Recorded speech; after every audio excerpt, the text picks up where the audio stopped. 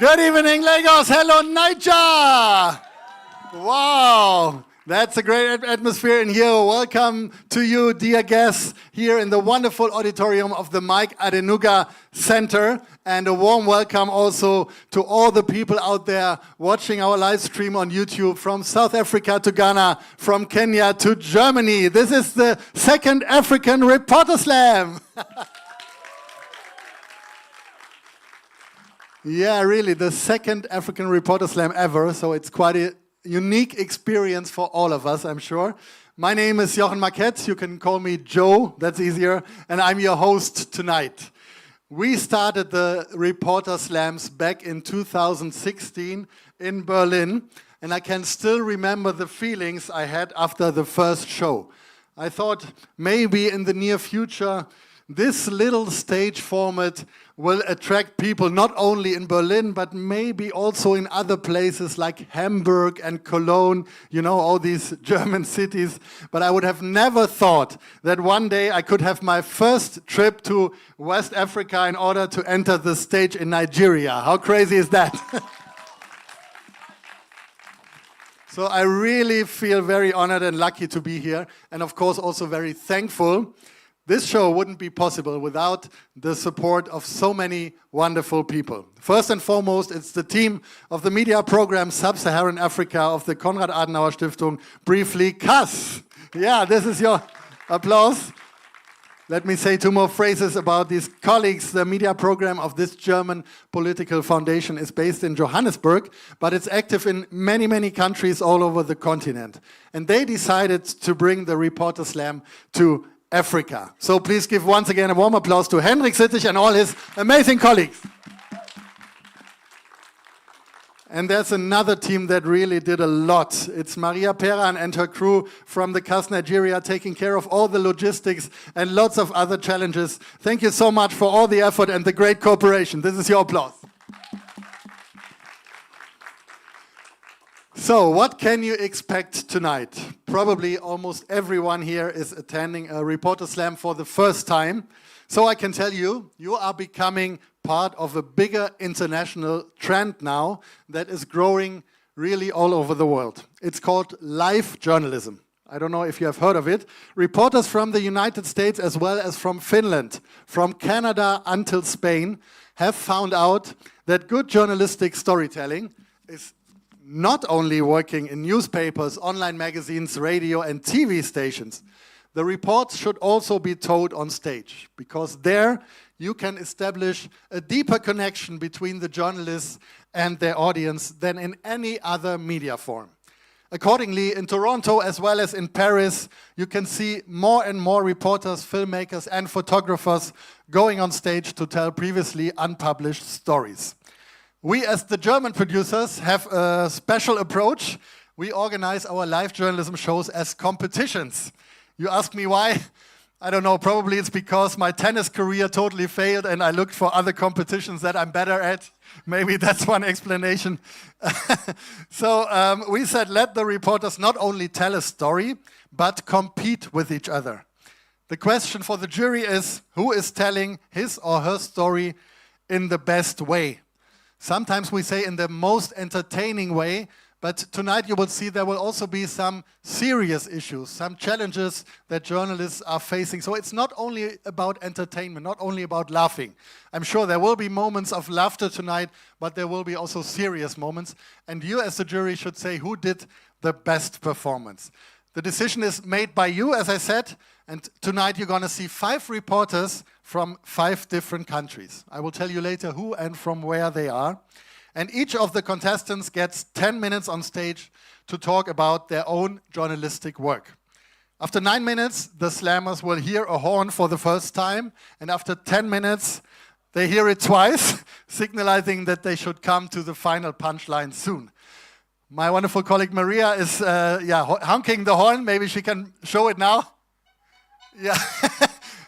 If you hear that for the first time during a performance, it's after 9 minutes. Then they know they have 1 more minute, and then they should come to the end. I won't kick them off the stage. They should not be afraid, but they know that they should come to the final punchline. So Our slammers are allowed to use a presentation with multimedia elements like photos, videos, GIFs, whatever they want. But of course, the core element is still a good story. At the end of the show, you, the people here in the auditorium, as well as our spectators watching the live stream all over the world, you together will elect the winner with an online voting. I will explain the modus later. And we will have a Slampion in the end, and he or she will win a beautiful trophy that I will also show you later. But no worries, no one tonight here on stage will leave the venue with empty hands. They will all get at least the most wanted consolation prize in the German media business, which you will also see, later. So there's still a bit of tension. What will it be? Are there any questions left now concerning this new competition? I don't see any hands. Great. So I explained it in an understandable way. So let's move on. Before we start with the competition, we are happy to present you some inspiring music, because history has shown the combination of storytelling and art is the key recipe for good live journalism. So our artist tonight is a Nigerian singer, songwriter, and performer whose music blends Afrobeat, jazz, neo-soul, and progressive hip-hop.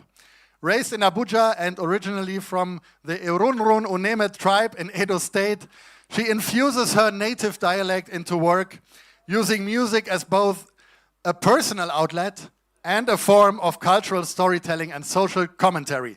Please welcome Odenosi and her guitar man Daniel.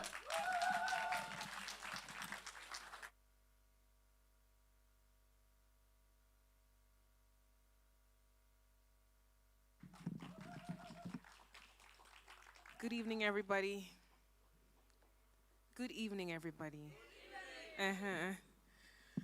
I'm very happy to be here, and for my first song, I'll be playing an original one. It's called Water. So, enjoy.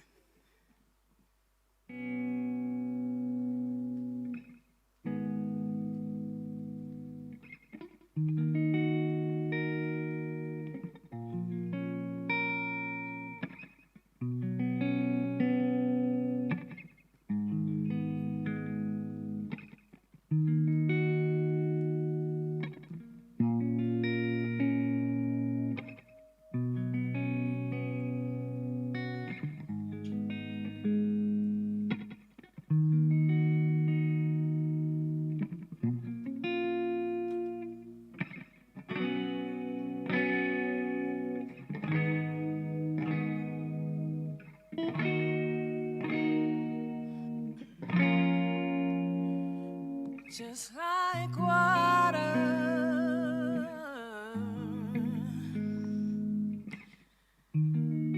cleansing my soul.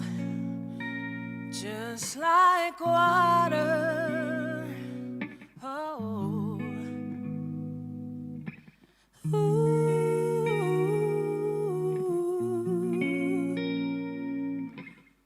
peace like a river wash over me. Peace like a river, oh, ooh, just like water, water, yeah, cleansing my soul, just like water, ooh, hey,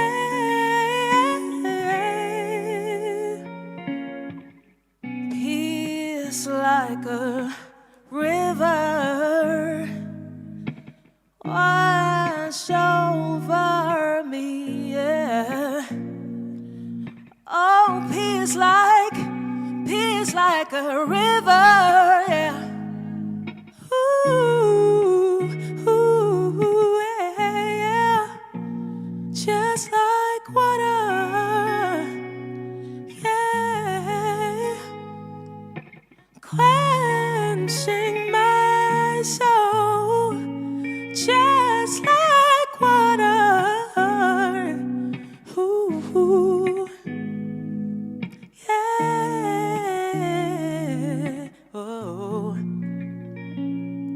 just like water, just like water, quenching my soul. Check the government, listen to the news, dose of propaganda. Many leave Nigeria, go Canada. I just want a visa from my dealer. I've been a Rizla, tired of the status quo. Need a change of hands, my bro. Like nobody will lie pass down. Nobody will tip pass. And we know fit talk. Presidency hold up in the answer rock.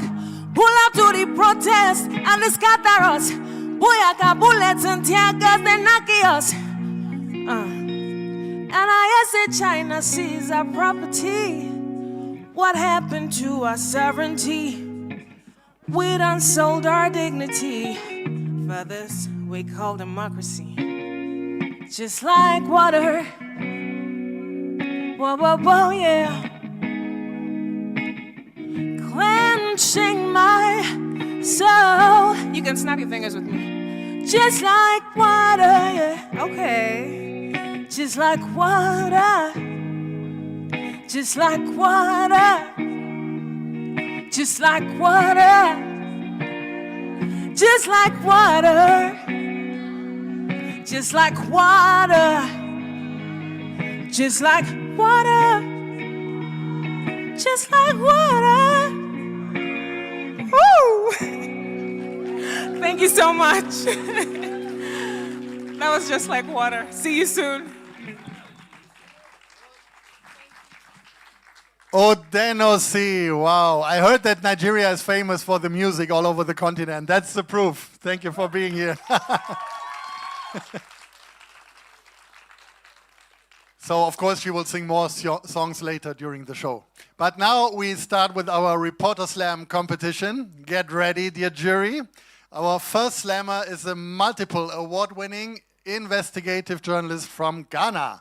He is publishing in the Fourth Estate, a public interest and accountability journalism project of the Media Foundation for West Africa. Over the years, he has led and contributed to groundbreaking investigations that have really exposed corruption, abuse of power, and systemic failures in governance. His work has influenced policy changes and sparked public debate. On social media before our slam, he announced that he will have a surprise for you. So we are curious to see what it is. Please welcome from Ghana and get ready with the presentation slide here, dear crew. Seth Joseph Bukpe.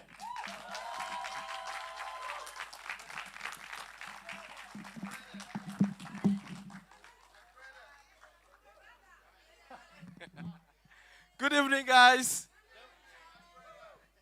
Charlie, how are you? We have the presentation for Seth. His first slide. Okay, now I leave the stage.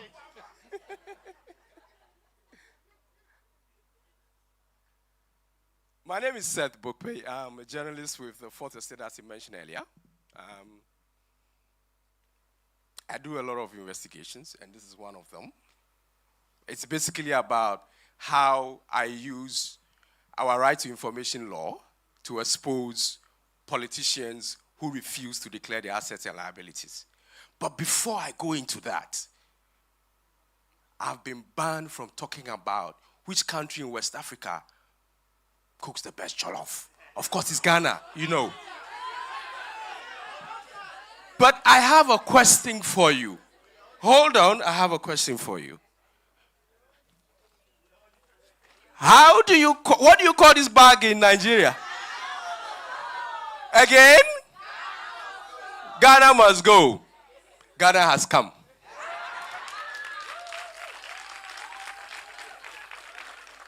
Now, a few decades ago, I think about 4, my grand uncle left Nigeria after staying here for a while. The story behind his return is a story for another day. But I have returned this bag because he brought dozens of them. I've brought one of them back to you. And it contains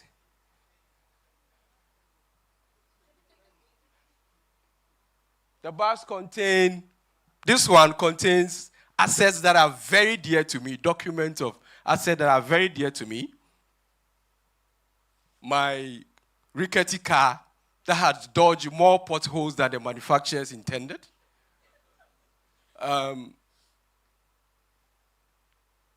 land with more weed. I don't mean weed, Nigerian police is around.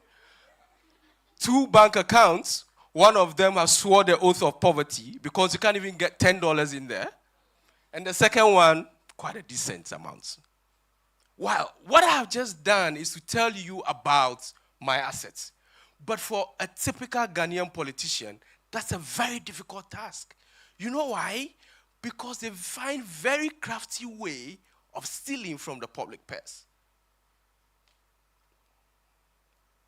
Now, on the average, we lose about $3 billion. We lose about $3 billion every year from the public purse. And these ones are coolly stolen by politicians who invest them in luxury vehicles, offshore accounts, and real estate.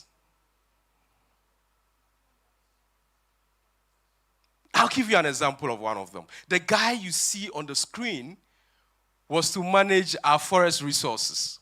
He is late now. In Africa, there's a proverb that when a frog dies, that is when you know its length. So this man died, and we found out through a court litigation that he had so much property acquired within a very short time. So we have a forest, the only green belt in Accra, our capital city. He willed a portion of it to his family, his sons, forever. When I mention the properties, you add forever. He willed about 14 houses to his nieces and daughters. He had about 12 bank accounts, local and international, and willed them to his daughters and nieces. He had about 14 luxurious vehicles and willed them to his sons and daughters. He had businesses willed to his sons, daughters, and sisters. Thank you. Now, it is because of characters like that that in the minds of the framers of our Constitution, we needed a law that dictates how much or what you had before coming to office and how much or what you had before you exit. Right. I guess it is the same across the world. But it is a law that just exists on paper because our politicians don't care. They don't comply. So in 2022 and 2025, I set out to investigate this. And it turns out over 400 of them simply didn't care about the law. Take too fast. The gentleman on your left, the very first one, was our vice president in 2022 when I did this story. He did the declaration once, and then when we reminded him, he said, "Oh, I didn't know when I began the second term of my office, I needed to do it again."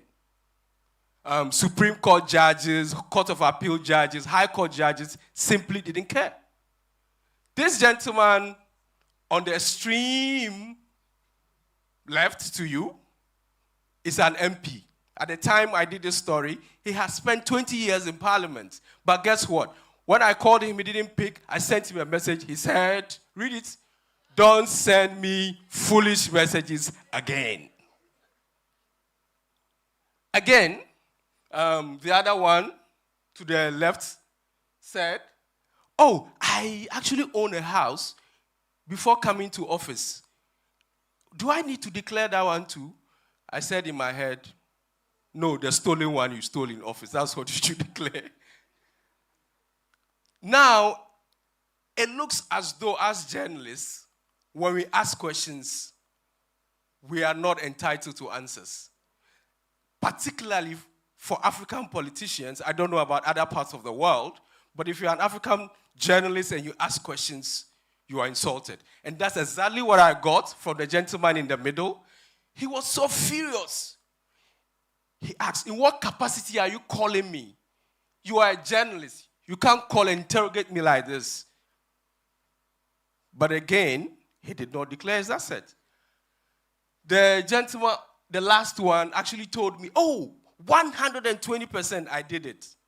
It's false. Now, with all this, there were results. And I'm proud to tell you, 8 judges rushed to declare their asset when I sent them a letter asking them, oh, Justice, can you tell me your asset declaration status? 8 of them rushed to do it and responded with the receipt.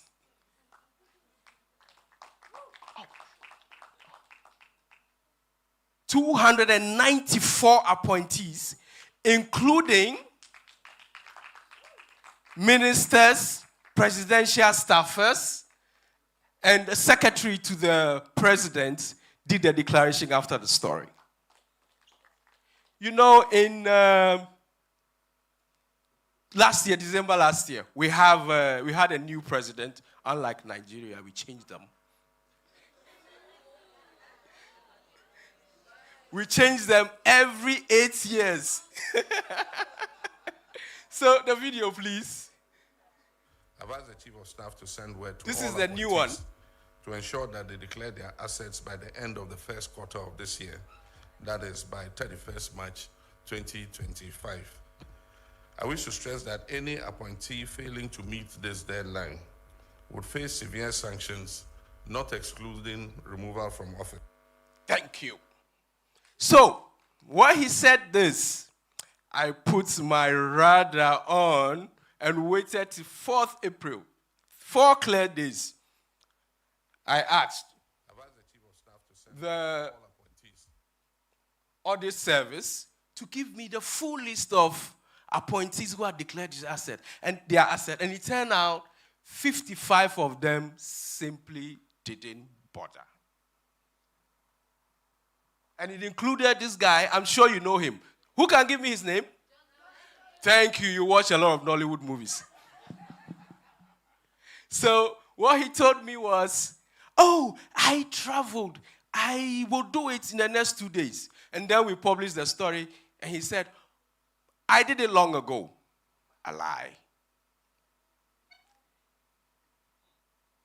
The good thing about keeping politicians on their toes is that they want to please you at a point. So they listen. They fear the public. They fear bad press. So what happened after the story was that our president, who you heard earlier said, you may be sacked, decided to be a bit kinder. He ordered that the 55 of them forfeit 3 months of their salary to be contributed to a fund. And this fund is for the critically ill with sicknesses like stroke, diabetes, and so on, who could not afford to pay their bills. So, per my estimation, at least $335,000 would be contributed to that fund as seed money. You see the result of journalism? Yes. And then he also says that if by May 7th you don't do the declaration, he said this on May 5. If you don't do this by May 7th, consider yourself fired. And I look forward to getting some of them fired. Now, basically, what I have just told you is that as journalists, we have a very powerful tool and a role in society. If our institutions fail to work, our pens, our mics, our microphones can do the work and hold them accountable. And that can be done when we shame them. They fear the shame. We are very powerful, but underestimated. Don't let what they tell you defeat what you can do. You have more power than you think. Now, I noticed that my work as a journalist is more than the work of a law enforcement agency, because there are a lot of them who should have done the work I did, but they close their eyes, and $3 billion get missing every year from our public purse. It can take you, it can take me to make Africa better. Again, I have a last question for you.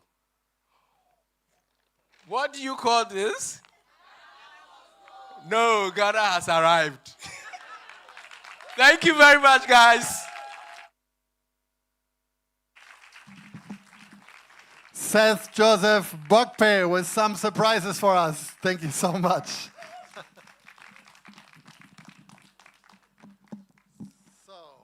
There's so much interaction already here with the audience. I love it. You were already singing, you were asking questions. Let's see what else is expecting us tonight.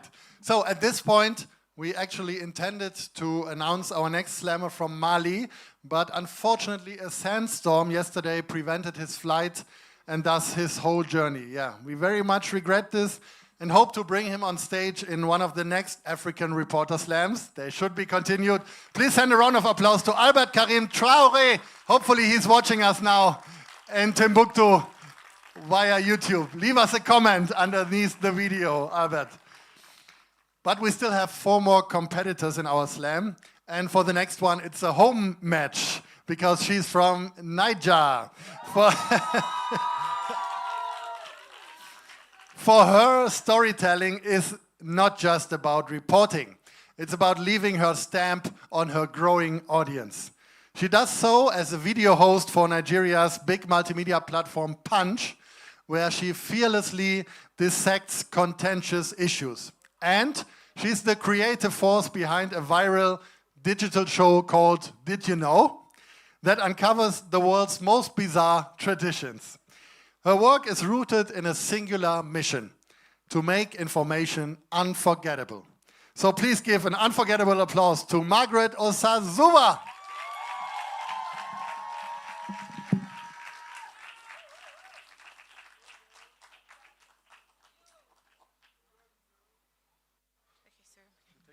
Yes, please. Hello, Nigeria. Hi. I want your mirror. Yeah, so I'm learning this Yoruba small. Yeah, so I feel really ecstatic being on stage, speaking to such a wonderful crowd. Okay. Sorry. Oh, no. Too fast. No. Please help. Okay, so I would sort that out. Yeah. Okay. So, yeah. Wow. The media is against me. Yeah. Okay, so first of all, like I said earlier, I feel really ecstatic speaking to such a wonderful crowd. And I feel extra ecstatic knowing that my dad is here watching me live for the very first time. Yes. So usually my dad is very graceful with his words. He's a traditional man to the core. And that's why he would never call me Margaret. He will call me Robusta. He would say, that's the name I gave you. That's your first name. You know, and when I would share my links with my dad, he would say, Omonumusi, Omonareyo. You know what those words mean? Omonumuse means my beautiful daughter. And Omonareyo means that child that I am proud of. And usually I would just giggle and smile. And he would share these links with his friends, my uncles. And in turn, my uncles do the soft landing. They say, baby, send me your account number. And I say, yes, thank you. That's what I like to hear. You know, but something happened recently. And for a very long time, I stopped sending links to my dad. So there was nothing for him to show off to his friends. Now, first instance, this was what happened. All that Kanwan appeared before Justice Binta Iyako on Tuesday to answer for 15 amended treasonable charges leveled against him by the federal government. Okay. So, I started journalism in 2019. And in 2021, I would say they gave me a welcome party. They said to me, Margaret, welcome to this field. And by 2022, I started presenting proper. Now, the first report I did was on this, Nnamdi Kanu's trial. Now, at the time, the federal government had levied against him 15 amendable treasonable charges.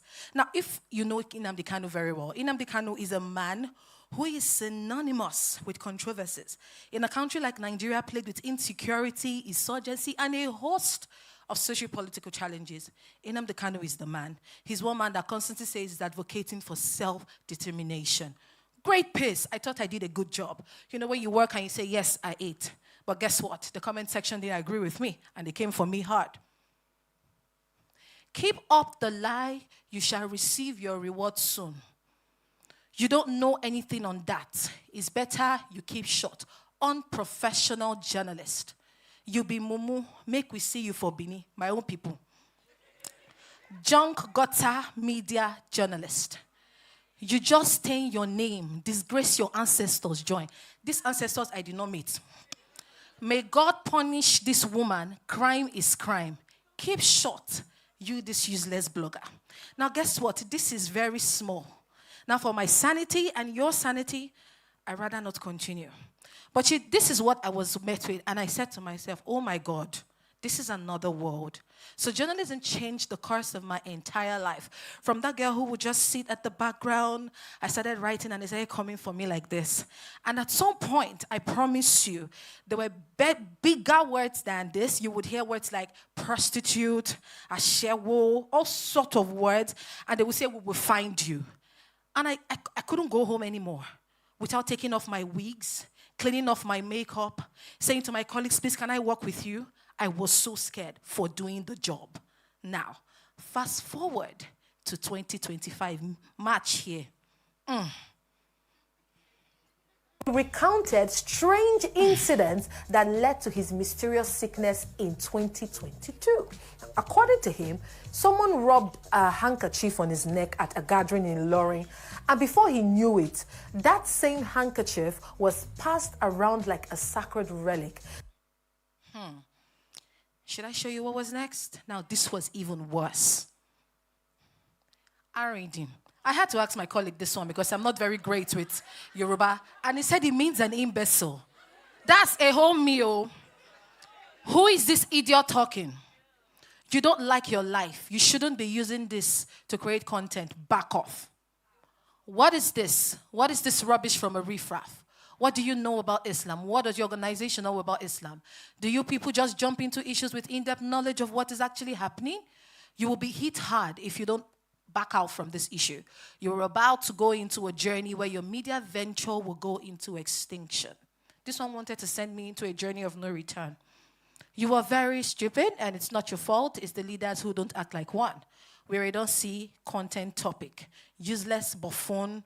We know your type. Now this one, them go one, Ganusi. Thank you, Ganusi. You know, when I saw this comment, I said to myself, what have I done wrong?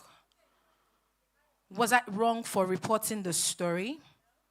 Now, usually in journalists, they teach us 5 things: truth, reliability, independence, balance, and excellence. And if you're not factual with your reporting, you cannot report. It's Punch, the most widely read newspaper. So how on earth will I give an unfactual news? It's not possible. But these people came hard. I promise you again, it was very little. What you saw was very little. And I remember I just finished the show and I ran up to my editor and I said, editor, they are threatening my life. I called my team lead. They are threatening my life. And she said to me, don't worry, Margaret, you'll be fine. And you see, I realized this is not a Margaret issue. Literally, it's a global issue. Now, UNESCO says that 73% of female journalists globally go through online harassment, with 25% receiving death threats and 18% threats of sexual violence. So literally, you know, I would just stand and say, so who am I? Now, we see people like Kiki Modi. Now, Kiki Modi was an investigative journalist who did a piece for BBC Sex for Grades. We all went to the university. So, I mean, when somebody brings it on and says, lecturers keep wanting to sleep with students before they grade them, Amazing peace. But what was she met with? Threats, insults, and she had to flee the country. Now, there are other women like this. Daphne Galizia from Malta, Ledgori Lankesh, Rana Ayub from India, Meraresa, and a lot. And some of these women have been silenced for life. So cyberbullying is not a joke. And literally, this is the life of most journalists. This is the life of most creatives. This is the life of most writers. And they say to us, you need to have a thick skin. Come on. It is what it is. Margaret, now you are a strong woman. I don't want to be strong. Why should I be strong? For insults? Who is strong for insults? So my question to you would be, do you think I would continue to give unbiased reporting, knowing that every word I speak could be twisted as a weapon used against me? Would it be possible?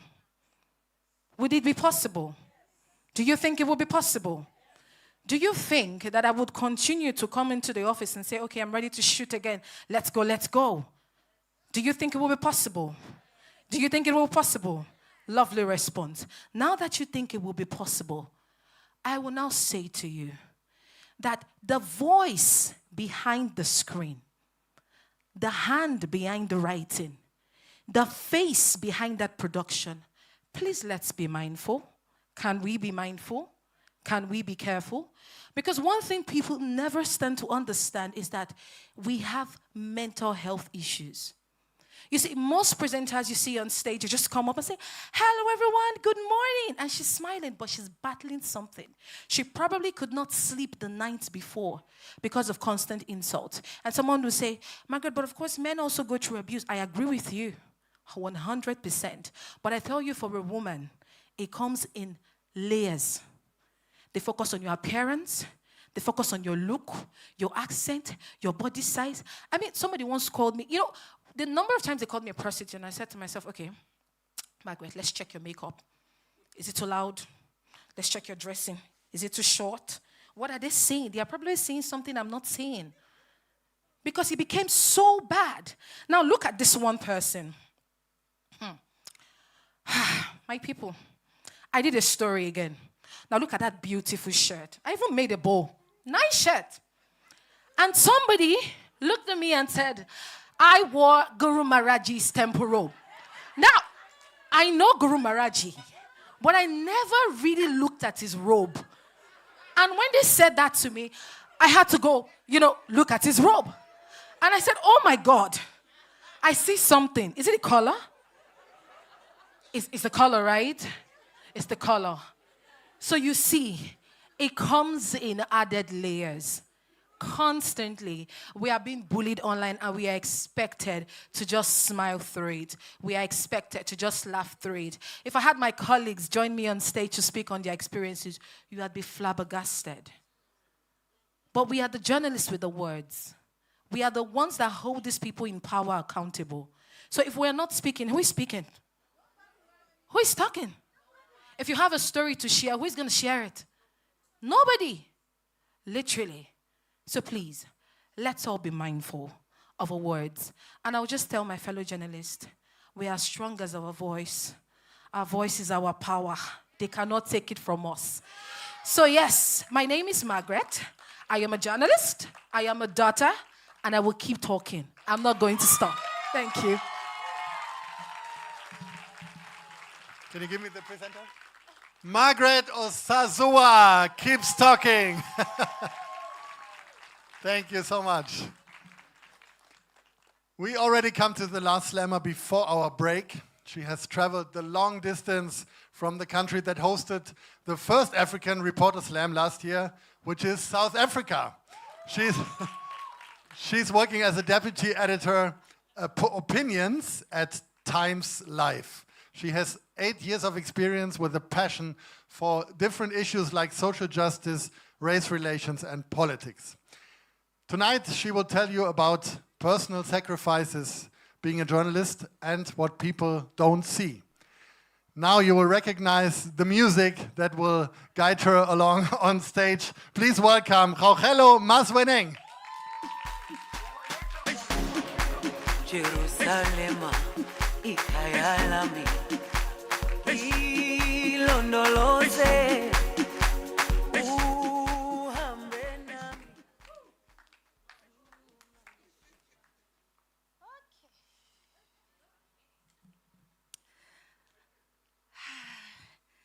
Nigeria, good evening. I said good evening. My name is Masweneng. Rena ga shiru ba tau ga re itobe re tswa tsa Panama. Re tswa ga bo mmaselepe mahlaku go mela miru re milo tla ba re malemo ga ba thabeng. O tla ba re malemo hwili re tshipi. Rena re bana ba mantlatla le no sha serutu serola masogana mo la seng serola di kgarebe. Ba re ke rena ba rutileng ba pedi go bina ka selepe selo se magagana selo sa go bina ka basadi. Okay. Okay. I was gonna say, for those who don't know, those are my clan names, but I see that you get it.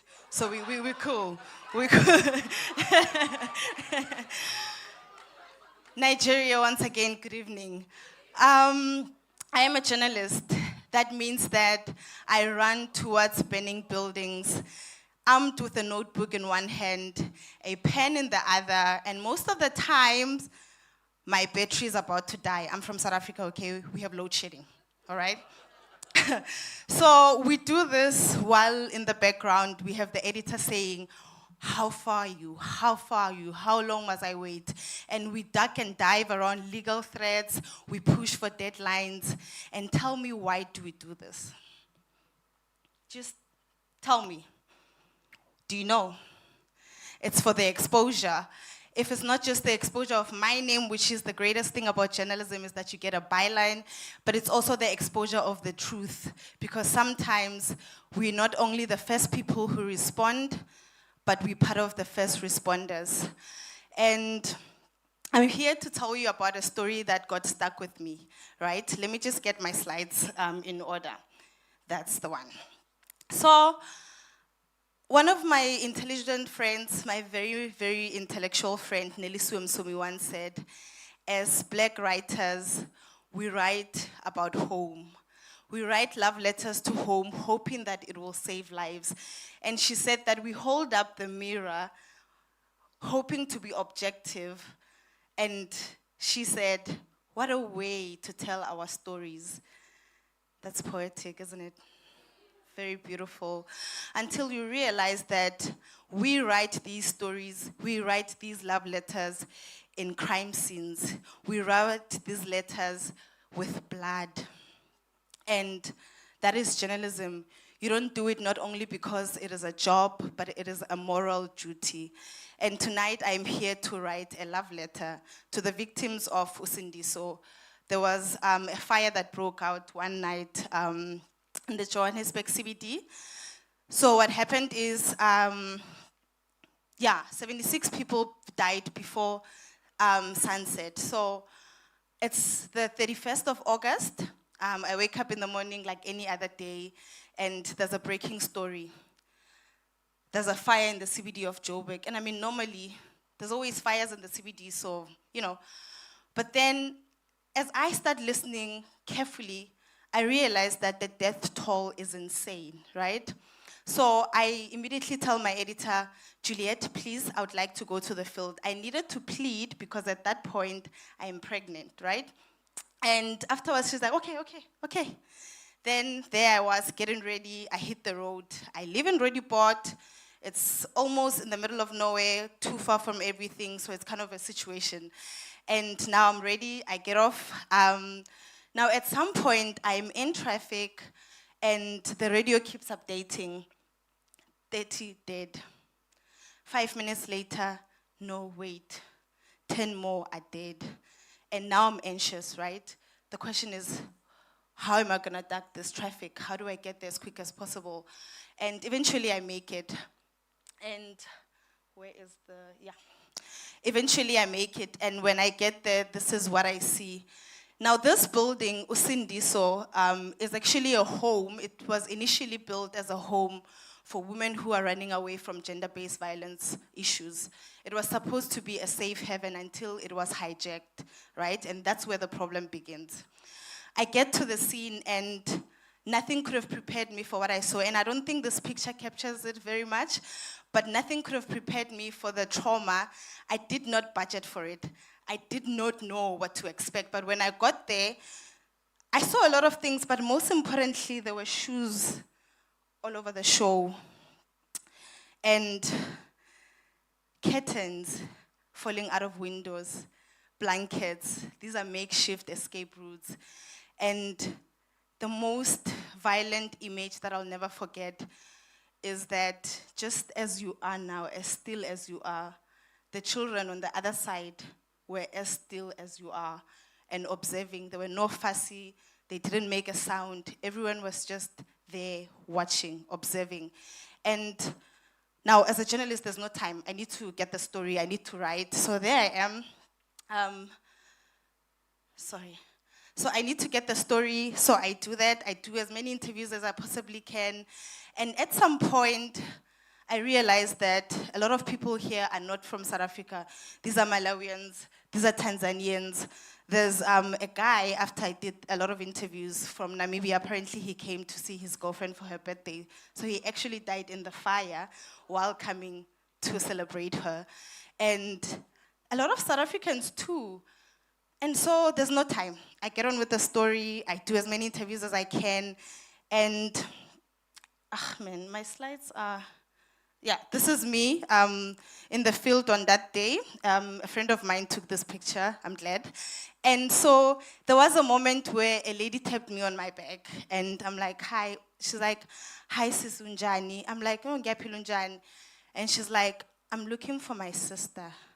I froze because she said she lives in this building, holding on to the hope that she's still alive, something that I could not give her or help her with.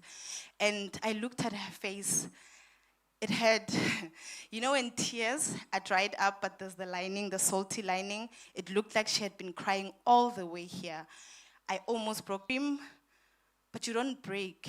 You don't scream. You write. The only thing that breaks is the story. And so, you know, you keep it moving, the show must go on. And at some point, something happened to me, something that happens to us every day as journalists. Adrenaline takes you over. It felt like an adventure. Now we want the. Then, as pregnant as I was, as brave as I was, I went with them up to the rooftop. How we got there is we sweet talk everyone, okay? That's the job. So we got to the building adjacent to Usindiso, and when we got there, we sweet talk the security guard. He allows us to go up eventually. There I am, tiptoeing my way to the rooftop. I didn't even know this is unsafe. I don't think I was myself at this point.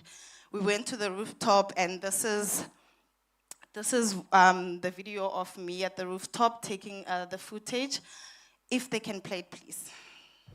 So we are at the rooftop of a building nearby, and the view, the body's down there, if you can see.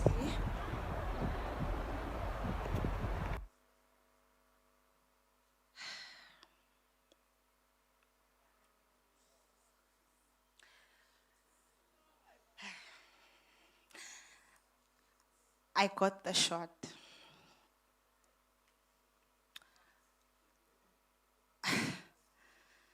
I went on that rooftop as a journalist who wanted a picture, and I was met with a mass of black bodies. And before I could even think, before I could even decide what's right, what's wrong, the security guard calls us down. Now you're done thinking, there's no time. You go down. When we get there, I go back to the scene, and pregnant as I was, I hopped on the back of a bakkie, and I just sat there defeated, very tired, after obviously I had sent the picture to my editor. I sat there very defeated, and I had to synthesize, what is news here? What really happened here? And it immediately occurred to me that the housing crisis in South Africa, the immigration crisis, the lack of law enforcement, poverty, all of them collided in this building, and people paid with their lives. People paid with their lives. That's just to keep you entertained. That's me in the field. So people paid with their lives, and So we cover the story, and a few weeks later, a commission of inquiry is announced by our premier, the premier of Gauteng, Mr. Panyaza Lesufi. And then it takes off. I cover the story still, very pregnant. Luckily, I covered it from home. And that was me being pregnant, still continuing the story. Then eventually, the report comes, right? Guess who was found liable? Who was found liable for the deaths of 76 people who died in that fateful day? The city of Joburg. But have they done anything with the recommendations? Nothing. And so I went on with the Bugs Bunny. I eventually gave birth, and this is my baby. That is the product. But what I want to say is, may we as journalists, just like I was pregnant, started the process, I conceived, I nurtured, and then I birthed, and then I continued the journey. May that be something that we take into our journalism, that we don't just break a story, leave it at that, but we see it through to a point that there's actual consequences because our industry is dying. May we keep it alive, right, on social issues, that journalism survives, journalism thrives. Thank you so much.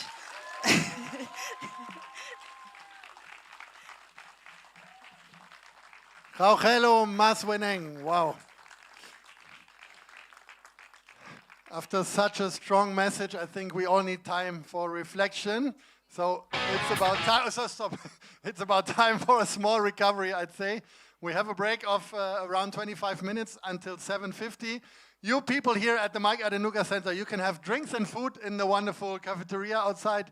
At home, the live stream spectators, you have to serve yourself. But don't forget to cool down the champagne. In the second half, you all choose the winner. See you back at 7:50.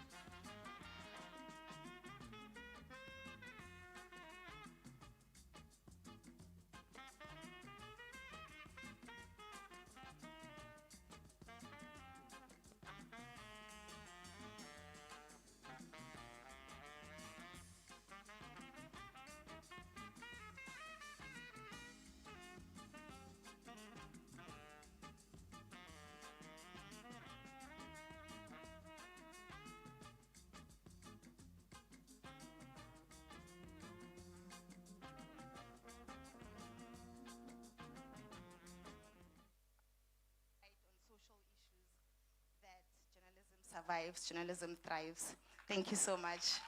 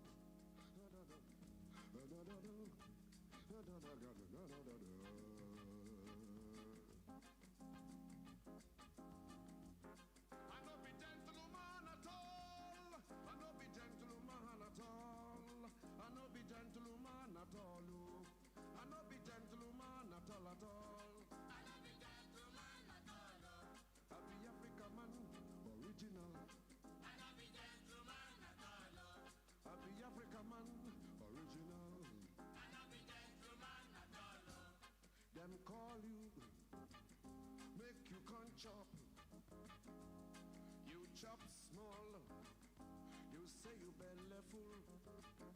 You say you be gentleman.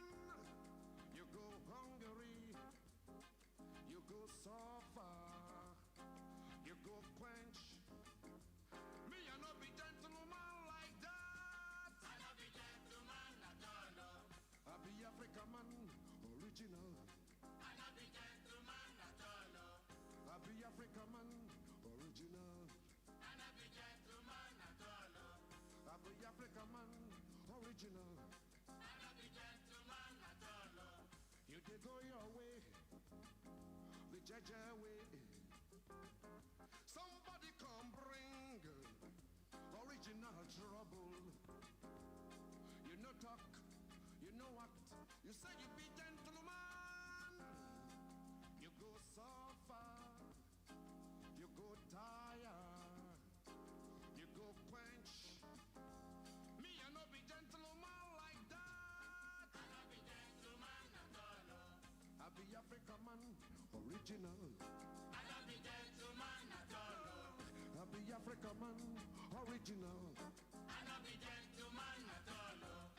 Africa hot, I like her, I'm so. I know what to who we are, but my friends don't know. He put him socks, he put him shoe, he put him pant, he put him singlet, he put him trouser, he put him shirt, he put him tie, he put him coat. He come cover all with him heart. He be gentleman, he go sweat all over, he go faint right down, he go smell like shit.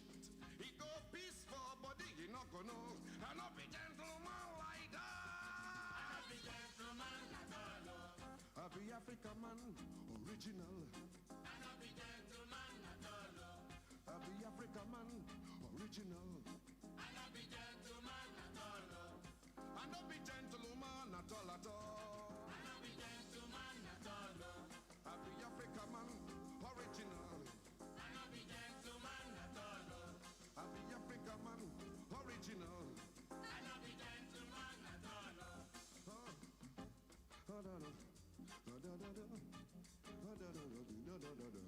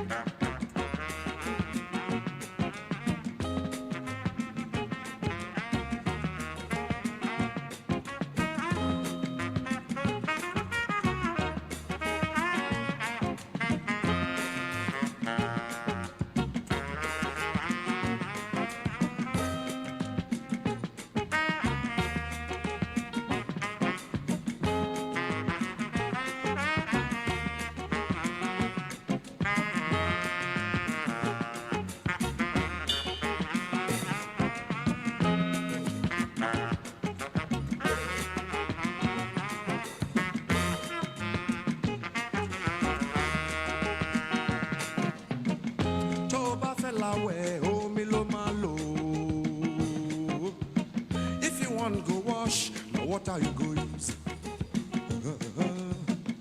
To ba fe sebe, omi lo ma lo. If you want cook soup, now water you go use. Tori bambo na omi le rore o. If your head is hot, now water go cool 'em. Tomo bandagba omi lo ma lo. If your child they grow, now water him go use. If water kill your child, now water you go use. To me back mama wa o mi no lo ma lo. Go so to le she ko ma lo mi o. Nothing without water. Go so to le she ko ma lo mi o. O mi yo lota. Water. O mi yo lota. Water. If you fight them unless you wonder. I say water no get enemy. Water. If you fight them unless you want die. Oh me you love water. And they talk of black man power. Water. And they talk of black power. I say water no get enemy. If you fight them unless you want die. I say water no get enemy.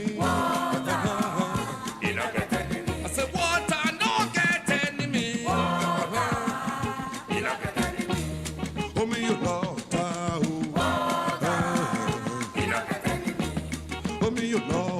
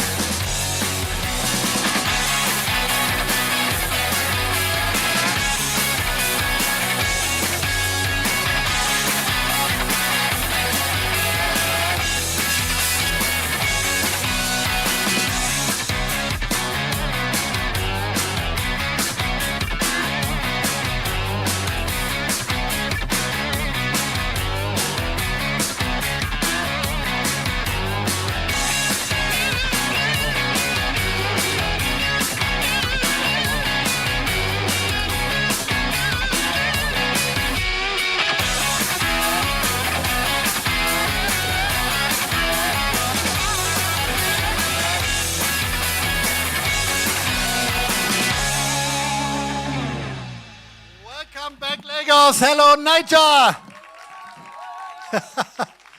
Yeah, great that you all stayed with us, at least as far I can see it, after our break. I hope that you enjoyed the food and the drinks.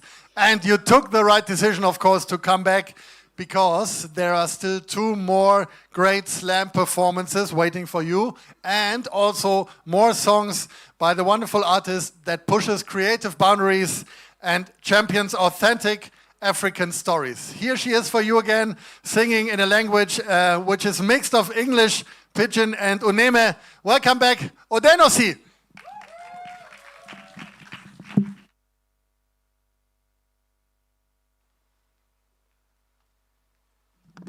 Hello again. My name is Odenosi. And my next song is called Silence. Yeah. So, basically, the song is about speaking up, and we're telling all the people that try to keep us silent that we will not be silent. We will use our voices. Give it up for these lovely reporters here and all the work that they do. It's not easy, but it's very important work. And I also believe that as artists, as musicians, as singers, painters, whatever field, we need to use our voices. We need to speak up against injustice and all the ills in our society. So I'm going to teach you a very simple line from the song. And then I'll start over. So when we get there, you join me. But for now, it's in my local dialect. I'm Uneme from Edo State. And it means speak truth to power. So all you have to say is, power, Totomi, power, Totomi, Rolataji, power, Rolataji, Totomi, Rolataji, Rolataji, Rolataji, Rolataji, Rolataji. Lovely, thank you so much. We no fit talk, freedom of speech, now wash. Silence is the best answer for Niger. Who you won't call, government now the worst. Them go shoot and nothing go happen. You better fem, cause it be like say you done they talk too much. Edit the news, no let them know too much. One more thing, the system is diseased and the minds of the people need redemption. How long can you hold the people off? How long can you shut the people up? I said it before, you cannot win the people, do your worst. Me, I must talk, me, I go shout. I know get the power, but now me get my mouth. Me, I must talk, me, I go shout. I know get the power, but now me get my mouth. Our parts, Rolataji, power, Rolataji, Rolataji, okay, Rolataji, Rolataji, Rolataji, Rolataji, Rolataji. Give it up for yourselves. You sound lovely. So listen. We no fit talk, freedom of speech now wash. Silence is the best answer for Niger. Who you won't call, government are the worst. Them go shoot and nothing go happen. You better fem, cause it be like say you done they talk too much. Edit the news, no let them know too much. One more thing, the system is diseased and the minds of the people need redemption. How long can you hold the people up? How long can you shut the people up? I said it before, you cannot win the people, do your worst. Me, I must talk, Me I go shout. I no get the power, but now me get my mouth. Me I must talk. Me I go shout. I no get the power, but now me get my mouth together. Volataji, volataji, volataji, volataji, volataji, volataji, volataji. Thank you so much. See you soon.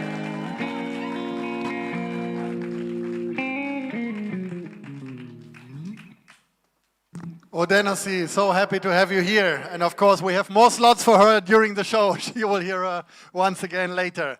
But now we continue with our competition. And we are preparing the stage for a journalist based in Nairobi, Kenya. He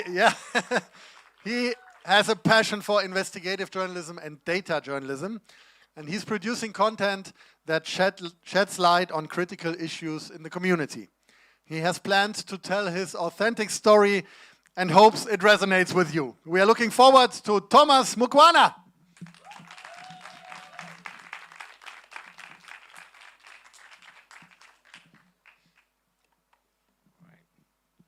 Lagos, how are you guys feeling today? Beautiful. Now, this isn't the title I hoped my first presentation in Lagos would be, right? But we live in an increasingly autocratic world, and Nigerians, I know you all can relate to this, our countries are increasingly becoming death zones for us, right? Now, that's me. You're probably wondering how, you're probably wondering how I got there. Yeah, well, that's me, guys. Clap for me, at least. I know most of you have never been guests of the state. So I almost became guests of the state. But do you guys want to guess what I did to deserve this? Okay, who? Oh, you. That's a bit too easy. I feel like I gave it away on the title. But yes, I was not beating up an old man in the middle of Nairobi CBD. I was covering a protest. I was simply holding a camera and recording a police officer, not even beating someone up, but that was my crime exactly. Are you the state? But that's exactly what I was doing. I was holding, not even a camera actually, it was just a mobile phone, recording a police officer, and the journalists in the room would know this. The routine shot of a police officer shooting tear gas in the air. You've covered that as a journalist. You know those shots. You see them on TV every time. That's how you know a protest is proper in Africa. So I was recording in the middle of the road in Nairobi CBD, and I felt a tackle from the back. And when I looked who tackled me, how many are those? Those are 6 police officers. I was probably 50 kgs at that time. And I have 6 armed officers carrying me to a car to arrest me. And if you noticed, next to the officer who has me by the collar, shout outs to him, is a press card. Let me just point at it. This. Here's my press card. So I was a member of the press, and I had everything that was to show for that in a regular protest, but they didn't care. But the question is, what was I covering? If you were on Twitter in June 2024, you heard of something called Ruto Must Go, or you heard of Occupy Parliament. You must have heard of that because that was the #1 trending topic worldwide. Unless you live under a rock, you know what was happening in Kenya at that time. I know the Nigerians in the room understand what I'm speaking about because I know the story of Nigeria in 2021 as well, right? 2020. I remember because at that time I was watching and I didn't know, but 5 years after that I was going to cover something so similar in a country thousands of miles away from Nigeria. The story is about to get relatable to all of you in a minute. But a quick overview of what is happening in Kenya. Every year between May and June, we have something that's called the finance bill. Every country has it. It's the document that is tabled in parliament, or if you have a Senate or House of Representatives, it's a table that's meant to dictate how the government is going to raise revenue. Could be through taxes, levies, or sometimes they just want to rob your wallet and they do it through a law. You never, oh, the state is here, so I should keep it low. But in Kenya, by April 30th every year, the document is meant to be inside the House of Parliament for voting and deliberations. And there's a word that Kenyans love to use to defend themselves in arguments because it's the Constitution. It's not that the state cares in any way. It's called public participation. You probably have it here, where the state gets people who are paid and they get to speak nice things about a document so the state gets its way with it. In Kenya, every May, that document is the topic of discussion, but it was particularly important last year. That was because the state wanted to raise 302 billion Kenya shillings throughout the year, but they didn't want to do that through the avenues of taxation that were existing. They wanted to raise the price of milk, they wanted to raise the price of bread. You never touch a man's bread. They wanted to raise revenue through you owning a car, simply owning a car. And Kenyans did not like it, because that meant you were making very little money after COVID, and the government wants to rob you of that money. So what did people do? Around June 18th, that's the week of June 10th all the way to June 25th, and June 25th will become significantly important in a minute. That week, people started mobilizing online. The document you see here, this is a poster in the middle of Nairobi on June 17th. I was in the middle of Nairobi, and the protest hadn't even begun, but I ate a ton of tear gas on that day. And these are online posters that were spreading at that time. You notice June 20th, and these are different locations within Kenya. This is Kisumu on the western side, and this is Nakuru, central Kenya. But these documents are replicated in all 47 counties, and on June 18th, people showed up in all 47 counties protesting. These are young people between the age of 18 and 35. And they were protesting because they felt the government wasn't listening to them. No one cared about what they did or what they cared about, which is basically your bread and your future. The government is robbing you of that every day.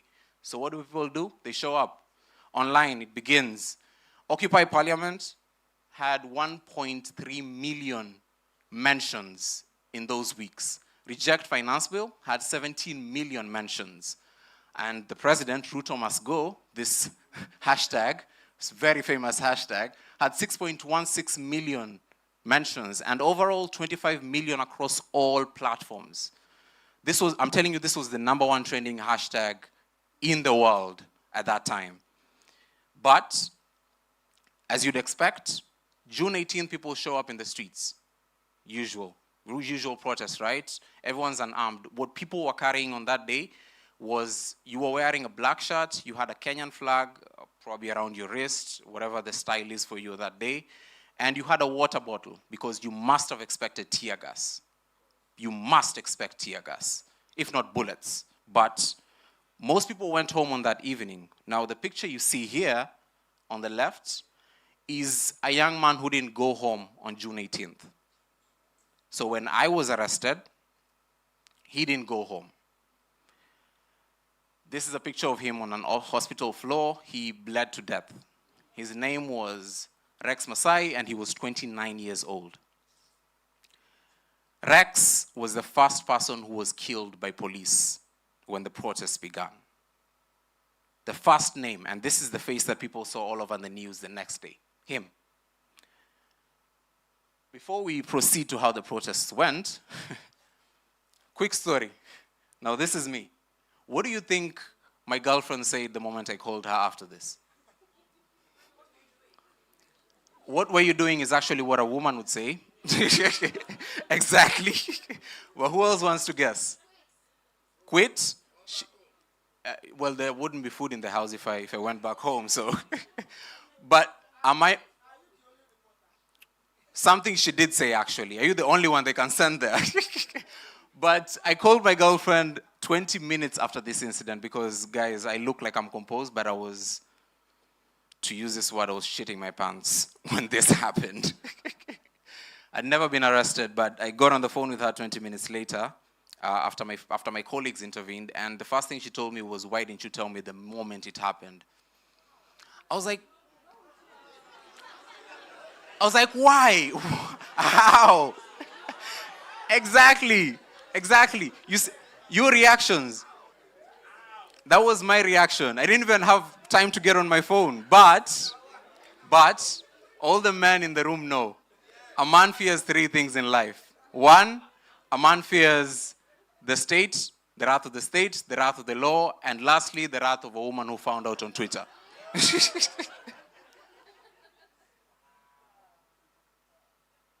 Now, if you can play the first video, on the week of June 20th, it was a carnival in the middle of Nairobi. So many people showed up. Millions of people were pouring all over the country, speaking up, exactly what Odunose said, speaking up for what they believe in. And they believed in a better Kenya. They wanted zero corruption. They wanted less taxes. Just manage the money better. That's all we're asking of you. It's the bare minimum. And the video to the right is young people in the middle of Nairobi writing the posters. And atop the buildings, people were throwing blank sheets. So solidarity was there. But what did the government do?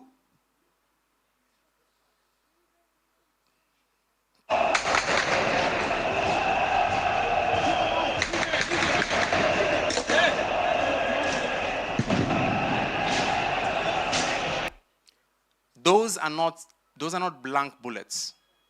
Those are bullets that were aimed at the heads of people, literally.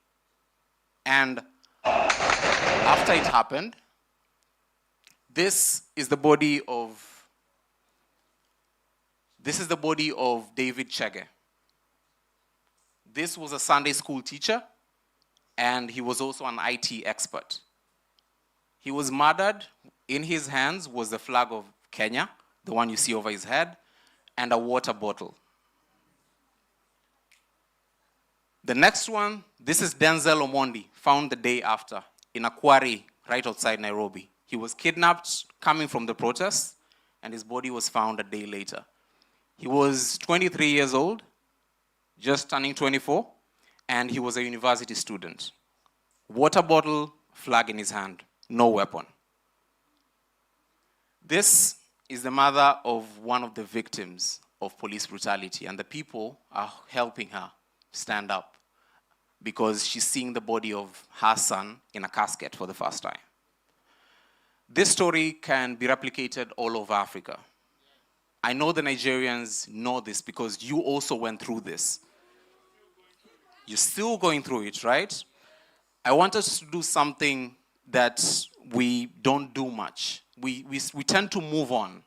And I felt I should maybe end this presentation with a slide titled Picking Up the Pieces, but there is no moving on for the families of these victims. There is no moving on for them. You approach the parent of one of those boys who were butchered in Nigeria during the Lekki Toll Gate massacre, and in Kenya in June last year, they still have tears and pain in their soul. But I want us to do something that perhaps we haven't done in a personal capacity. We might have read a post on it, but I want us to say something for somebody who is going through that grief, because grief never ends. It only repeats itself. There is something that we like to say in Kenya to remember these people. It's say their name, okay? So when I say a name, you say, remember their name. So say their name. The next one, remember their name. Or let's keep it plain. Say their name, because they don't need to, they're not a news item. We tend to treat people who are killed by police as a news item, and the next week there's new things, there's corruption, and there's probably something else happening. But Eric Shieni, say their name. Rex Masai, Olalekan Abidin, Wisdom Okun, Beasley Kogi, Erickson Victor, Sunday, do not forget their name. Speak up for what matters to you because your life depends on it. And if you're silent, this thing will keep happening and it will end all of us. So keep speaking. In Kenya, our national anthem has a sentence that reads, Haki iwe ngao na mlinzi. It means justice be our shield and defender. So justice be our shield, defender. And when you leave this room today, speak up. Speak up. And justice be our shield and defender.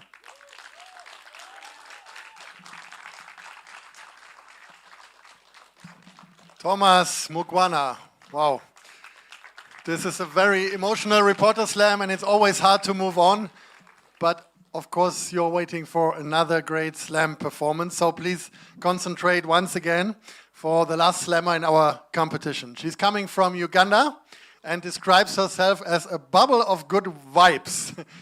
She emerged the winner of a talent show that she will tell you more about in a minute. She speaks multiple languages, I think more than 6, including English, Swahili, Rutoro, some bit of Luganda and some French. So she's able to connect with many audiences. I'm sure she will also connect with you now. Please welcome Yada Wanjiku Nduati.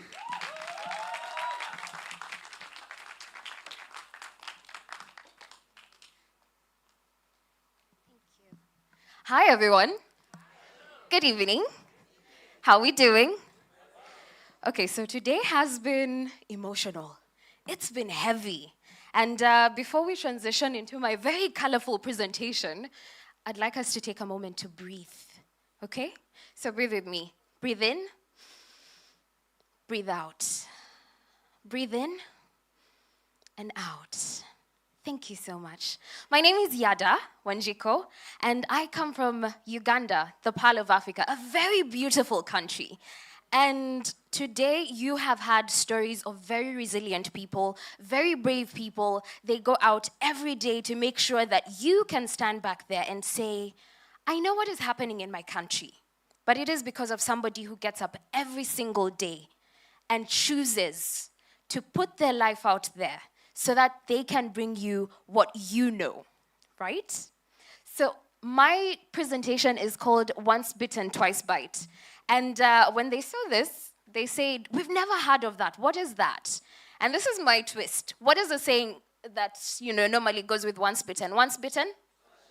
Exactly. But for me, it is once bitten, twice bite. When you're bitten once, instead of cowering away, instead of hiding your face, what do? You bite back. So that is why once bitten, twice bite. That is me. I am a radio presenter in Uganda for KFM under Nation Media Group. It's a beautiful, beautiful place. But how I got there is quite the journey. Yeah, okay, looks like it's been a long journey. That is me. That is me as a baby. And that is me now. And it all started at a moment, one conversation with my father. And I'm going to ask you to sing with me, if you do know the song. When I was just a little girl, I asked what would I be?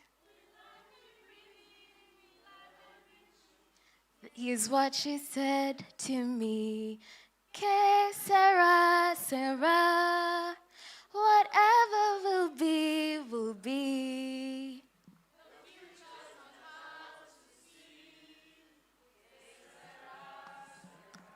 Thank you very much. That is where it started, to where I am right now in this room with you, and I am grateful for this amazing opportunity. Now, this is a map that I'm going to take you through. Starting point number 1, my soul-searching safari, my conversation with my father. And I wanted to be an actress. Until this man told me, you know what, in Africa, that's not something that is going to bring you, a lot of money or success, because Africa does not support actors. And then the next thing I remember, I was getting ready for school. I was a child, and you wake up early in the morning, you're going to work. And very early in the morning on TV, there's either CNN, Al Jazeera, BBC News. That is what is happening.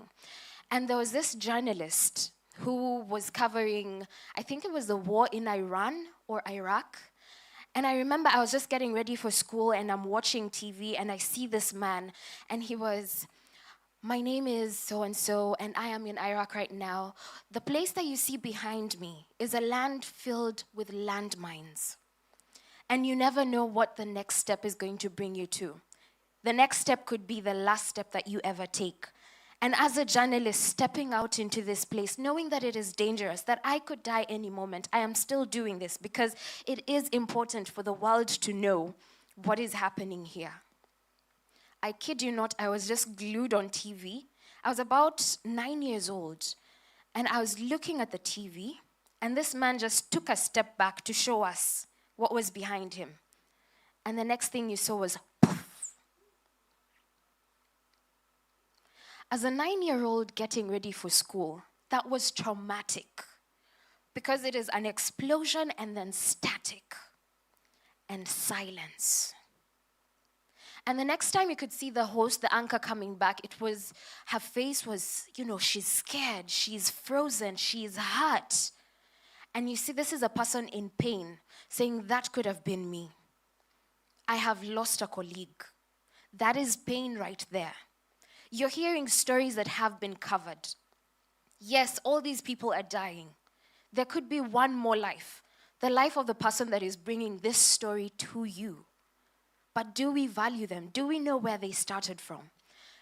That moment for me solidified why I wanted it. And as a 9-year-old, you would say, oh, I'm never going to become a journalist because I saw someone die on TV. But for me, that was a moment where I'm like, I want that kind of dedication. I want that kind of motivation where I'm going to get up every day and I'm going to cover a story that is going to impact someone's life beautifully. And I believe that with every slammer that has been here on this stage, you have had their stories. It is risky. It is risky business. They could get up one day, disappear the next. It could just happen without even telling. And I remember that day I went to school and I was thinking about it. And I decided this is where I am starting. And so I started to practice like any child would. And I started to, every time the TV was on, my dad used to call me Karedio because I used to talk too much. But also because every advert that would come on, I would sing along, I would talk along, I would speak along. Or after every news presentation, I would just sit in my corner and I'm like, my name is Yada Wanjiko reporting for NTV, And I do that all the time. And I went on, I worked hard, I knew what I wanted to do.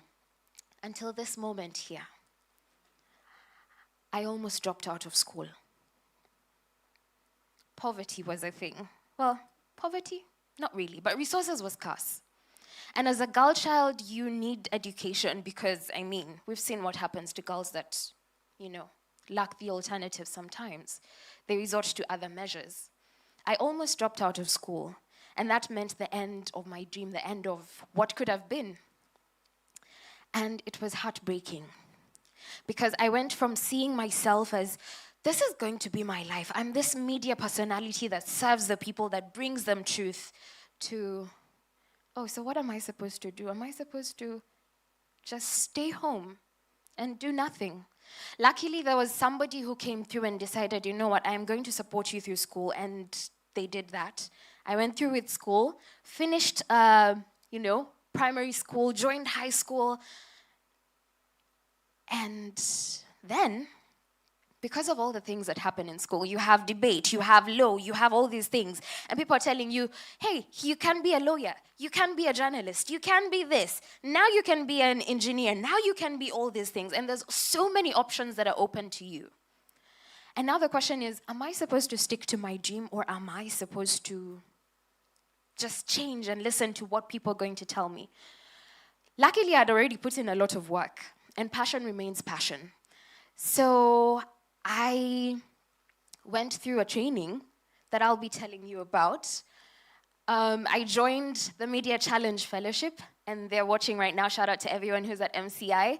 I joined that. I got training, and it was beautiful. It was one of the hardest experiences because you're given this whole 360 experience into what journalism could be. But it also points you to the truth of the life of a journalist, because they tell you, you know what, you're going out there, it is not easy, but it is worth it. And from there, I learned so much more. I got into voicing, I got into, all these things. And then I got into radio for the very first time. And when I got into radio, I remember the first company that I worked with, it was hard. A company that sexualizes women. You step into the workspace and every day someone looks at you and says, I want to go to bed with you. You're walking and you're doing what you're supposed to do, and somebody looks at you like a chew toy. You're working in an environment where people do not value you as a human. They only see your physical appearance and how they can make money out of it. And if we're not making money out of it, then we might as well use you ourselves. And it was a hard 8 months. And at that moment, I wanted to give up on journalism. I wanted to give up on everything that I had dreamed of since I was 8 years old. Because I did not want men to look at me and think, I can bed her. I did not want people to look at me and say, yeah, she's not a journalist, she's just a pretty face. Because that is all that they were fronting. And my heart was broken. I remember I moved out of that workplace. They fired me, by the way. And I went into other things because at this point I don't even want anything to do with journalism. Luckily, I had a second passion, communication. And I went into that for a while. It was interesting. You're going into interventions and all those beautiful things until you can't run away from media. If you're in media, you're in it for life. It's a marriage. And I would like to believe that media is my first love. First, second, it's a love. And I got a new opportunity. So I was just there. I was working a stage. I failed at the second stage. And this was public humiliation for me because it's like a few months later, about 2 months, another post came up for a different company. And I said, I got humiliated the first time. Am I gonna go and do that again? I was scared. And that is, if you could play the video. Hi, allow me to introduce myself. My name is Yada Wanjiko, and I have been a contestant in the KFM auditions. It's been an amazing journey so far. There's been a lot of support, and I am grateful. As you might very well know right now, my biggest asset is my voice, and that means I can make your business shine when I speak about it. Or I can be your voice on GPS telling you, turn left, turn right, you have arrived at your destination.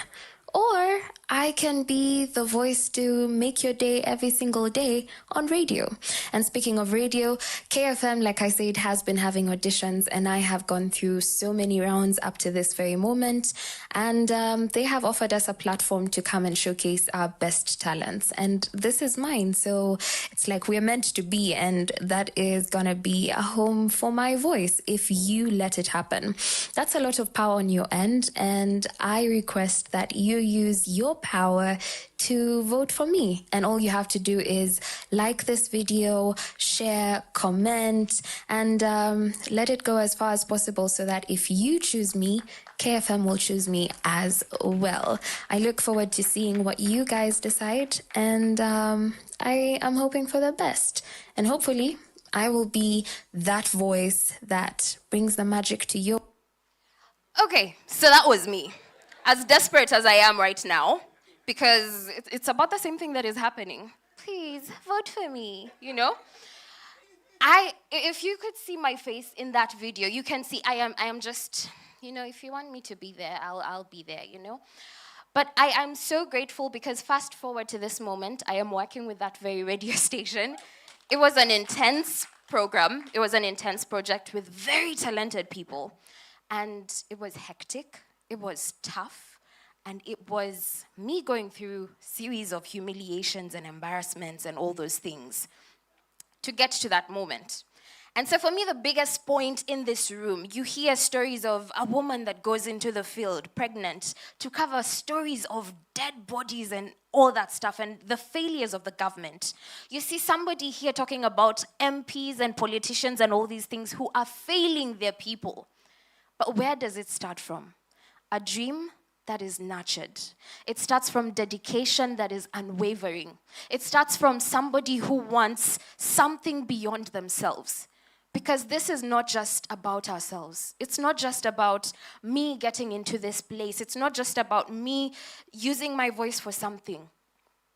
It is about me reaching the people and letting them know that they too have the influence over whatever happens in their communities. And so even as, all these people are coming up with all these stories and they're telling you about it. Even as you're saying, I am the most informed person because I watched the news. There's someone that is bringing the news to you, someone that is risking their lives, and we need to honor every journalist. Thank you so much. Yada Wanjiku, what a great summary. She makes me unemployed as a moderator. So, everyone here at the Mike Adenuga Center in Lagos and also everyone in front of the screens, get ready. In a few minutes, you will be the jury, and together you will decide who will become our new African reporter Slampion. I know this is a lot of responsibility, and I hope you can handle it. And to put even more pressure on you, I remind you now of what the winner gets. It's a wonderful, precious trophy that he or she is winning. Maybe you can give me the slide with our trophy up there on the technical. Let me click here. Can you just click forward? There will come a slide with the wonderful trophy, and then I will show it live to you. There it is. That's our trophy, and as you can see, it's an international globe representing the area where he or she will become famous now. And we have one single person in this room who already had the honor to lift up such a trophy, because last year, as you know, together with Cas, we organized the first African Reporter Slam ever, taking place in beautiful Cape Town. And the reporter with the most votes turned out to be a multimedia journalist from Nigeria. And we now, before we decide for the new winner, we want to have a short interview with her on stage. So please welcome the actual African Reporter Slampion, Melanie Ishola. Where is she? Come to me, Melanie. I have the impression you're already almost famous here. Maybe you've been before, and probably after your victory, your fame has been growing. Thank you. So, Melanie, I just have some short questions to you. The first question would be, how does it feel that the Reporter Slam has now come to Lagos also because of your victory? I believe it's a dream that's not mine. And let me start by saying, good evening, Lagos. I believe it's a dream that isn't mine, and that's where it got really scary. And much as I said to you earlier, the reason for not making it in at the nick of time, I felt everything collapsing all in a moment today, and I tried to figure it out. You had asked me, Melanie, were you nervous? And I said to you, we were in South Africa together. We're in Berlin, Germany. You know me too much to think that was nervousness. I guess it was the weight of what this was about and the realization of the fact that you do not even fully comprehend what this could really be. And it's huge, and I am grateful. Wow. Thank you. It's hard to ask the next question after.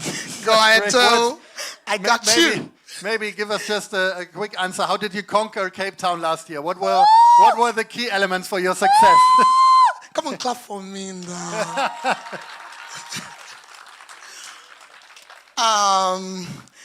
It would be hard for me to take the glory if I do not first give it to God Almighty.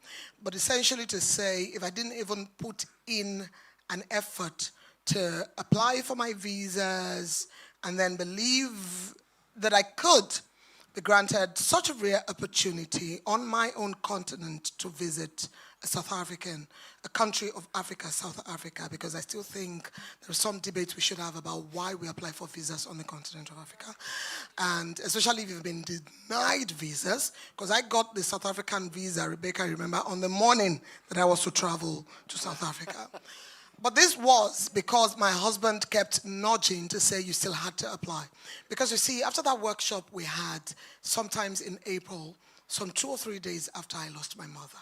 And she had been the reason for the past 3 years until that time that I was able to do fine journalism alongside my husband and a host of supports that I have had. Because it's really tough enough for you to be a journalist, and then for you to be a journalist who is a mother, and then you're a journalist who's a father, who's a wife, and of course a journalist who's a mother of 3 boys, all of them under 8 or what's not at that time. So he just kept saying until I believed I should put in for that application, and I did it. So whatever the strategy was, I think it doesn't beat the fact that I had somebody who believed so much in me to say, put in for this competition, and I had a body of support that says, you know, you've got this, but if you're not there, it just might never be yours. And I mean, thank you. Thank you. That's a wonderful final word. Thank you so much, Melanie Ishola. Thank you. Stay with us, maybe behind the curtain, because we will need her in a few minutes. Because now I kindly ask all the slammers to go back on stage. I hope they are still here, all of them. And while they come on stage, I explain the voting system. So first of all, please come on stage, the 5 slammers.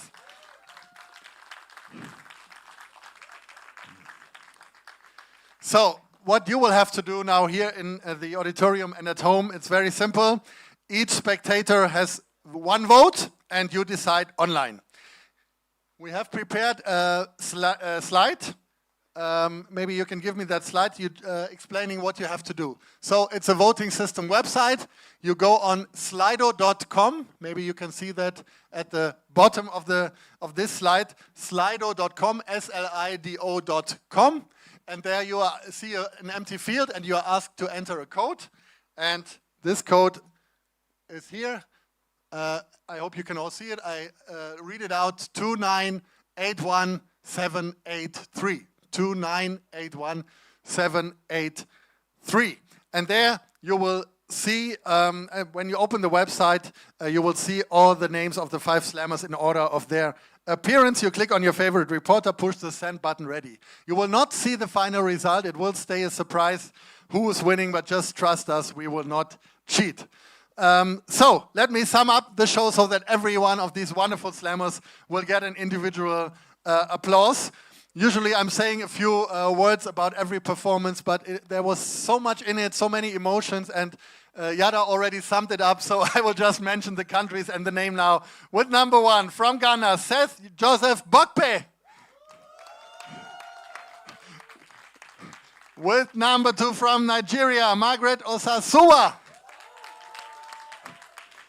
Number 3, from South Africa, Masweneng. Number 4, from Kenya, Thomas Mukhwana. And number 5, from Uganda, Yada Wanjiku Nduati. While you decide, I hope it's working. Did someone already enter the website? It's working? Okay, fine. While you can relax and decide. We enrich the voting time with wonderful music, and you already know who's responsible for that tonight. So the slammers can, for 5 minutes, go back on their seats, and the stage belongs to the singer that is inspired by artists like Lauryn Hill and Fatoumata Diawara. Here is back for you, Odenosi.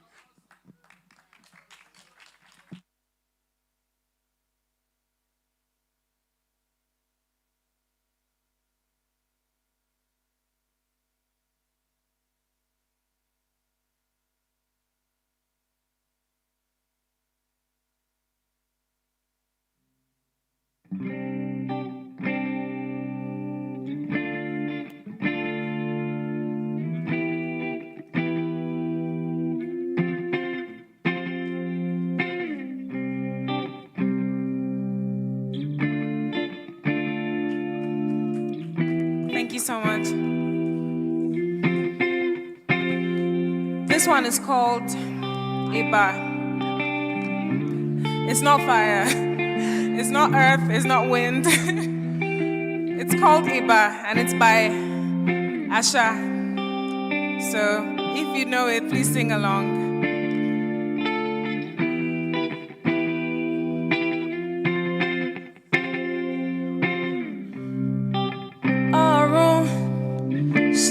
I wanna have some talk with you,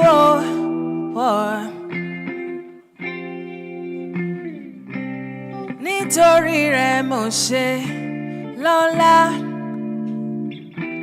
nítorí rẹ̀ mo ṣe ṣoge,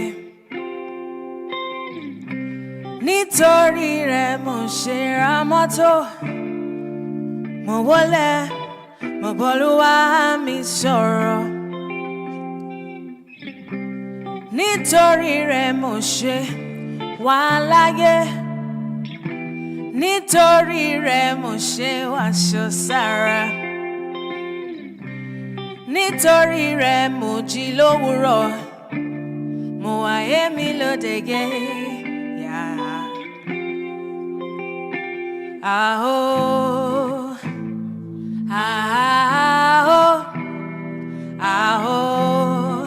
Iba fuele toi, oh, ah, oh, ah, oh, mo wole ye, mo b'Olúwa mi sọ̀rọ̀. Nítorí rẹ̀ mo ṣe gbọ́rọ̀ ayọ̀, láìsọ láìsí kankan. Ìyà ò ní láyọ̀lá o, b'Olúwa ṣe wí bẹ́ẹ̀ náà lórí.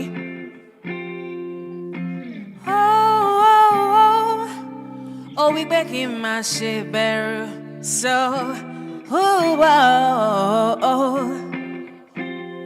aho,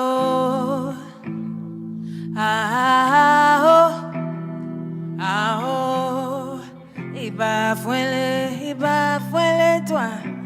Aho, yeah. Aho, mo wole ye, mo b'Olúwa mi sọ̀rọ̀.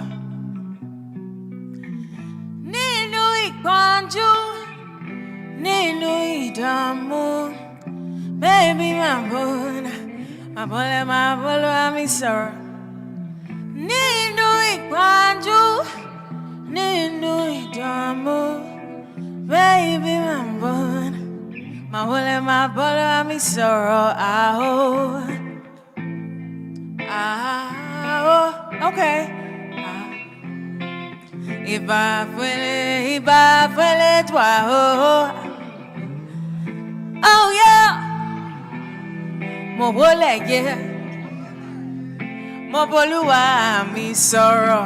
One more time. Aho. Yeah. Iba fuele toi, oh. Hey, yeah. Mo wole yeah, mo b'Olúwa mi sọ̀rọ̀. Thank you so much.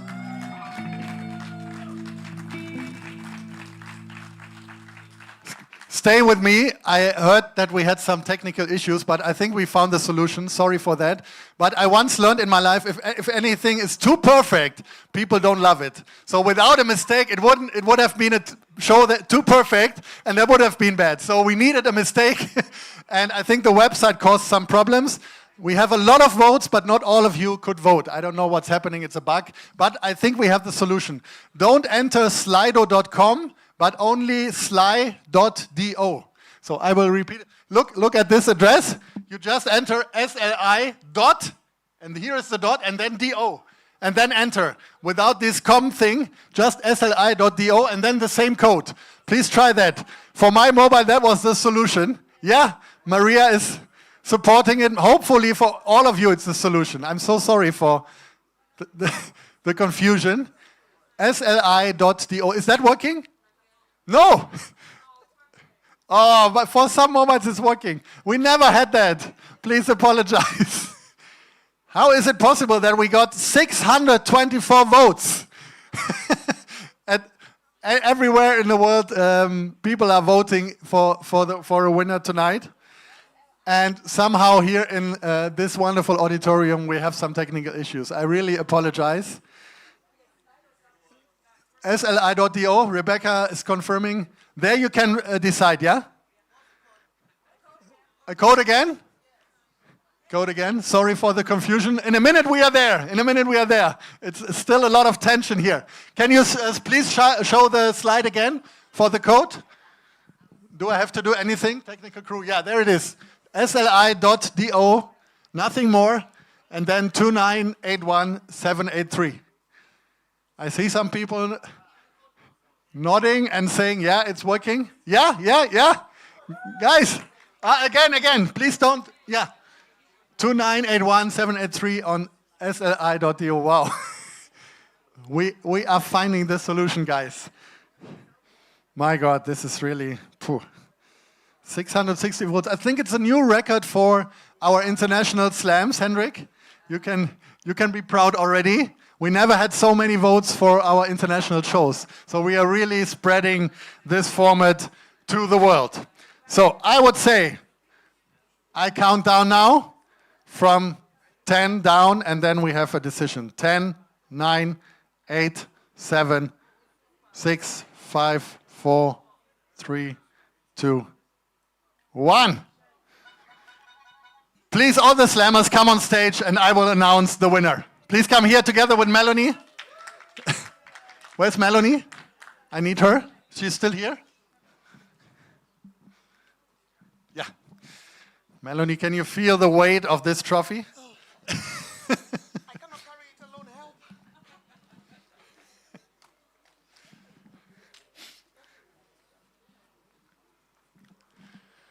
Wow, what I want to say is it was, for me, I'm very lucky that I didn't have to vote. It would have been so difficult. I appreciated so much what you were all saying.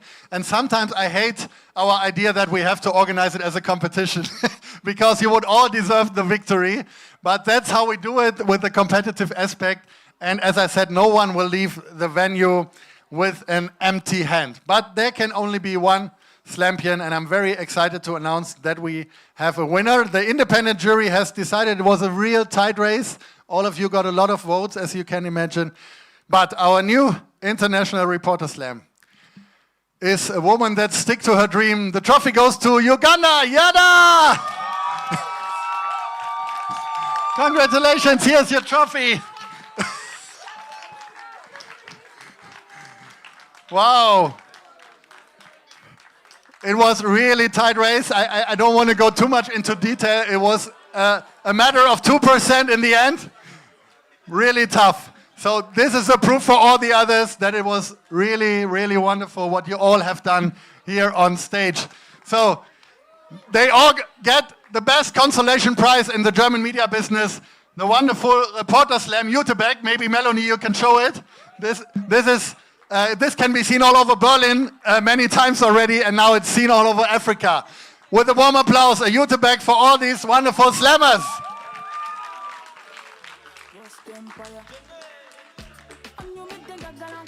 Not music yet. We still have something to say.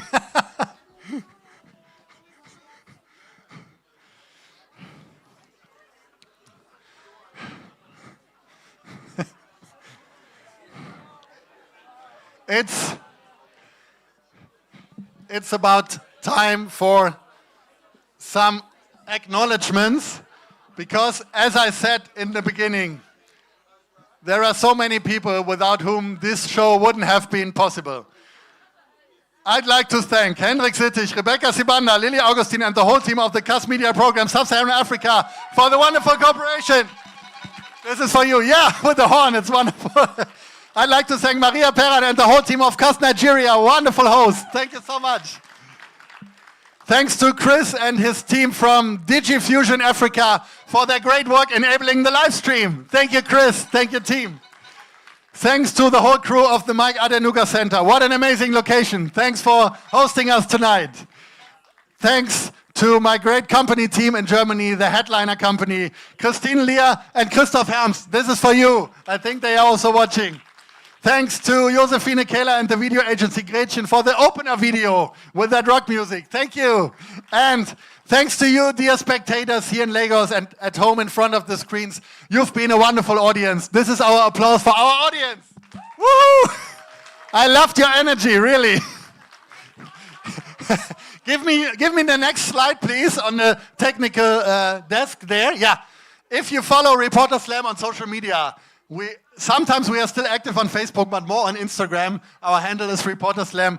Then you will always be informed about our next slams. And you can also subscribe to our newsletter, headliner.eu. That's the company that is organizing all the Reporter Slams. We also have a newsletter in English. So if you want to follow more developments of live journalism internationally, just subscribe to our newsletter. This was the second African Reporter Slam and the first ever in Nigeria. We hope you enjoyed it as much as we did. We hope to see you next year in any other African country. We still have not decided. Thank you very much. Niger and Odenosi is singing another song, but first of all, we want to say a final bow. Thank you so much. Odenosi, come to us with Daniel. Sing us. We stay with her, I would say. Let the crew and me stay on stage here at the edge of the stage. Don't go back, don't go back. Margaret, let's make it a team feeling. Odenosi is singing one more song with her wonderful voice.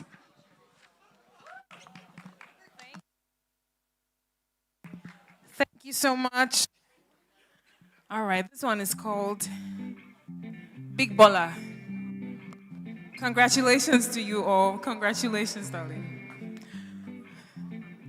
Now you know, now you know, now you know the biggie ballers in town. Now you know, now you know. Ebelebegegbu, fagekwete noneme, yeah. Akba baller, how much is money? Balling, balling, premium or nothing. Now you know, now you know. Ebelebegegu, fagekwete noneme, yeah. Okay, ayagaya, igirigi, ayagaya, ngwongwo, ayagaya, igirigi, ayagaya, ngwongwo, ayagaya, le, igirigi, ayagaya, ngwongwo, ayagaya, igirigi, ayagaya. Okay, ayagaya. There's a dance. Ayagaya then. Ayagaya. Igirigi. Ayagaya. Now you know. Now you know. If you know, you know. The biggie ballers in town. Now you know. Now you know.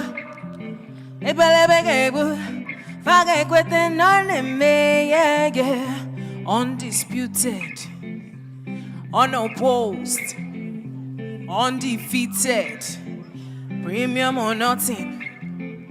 Money is talking, money is talking. Blessings on blessings. Agbabola,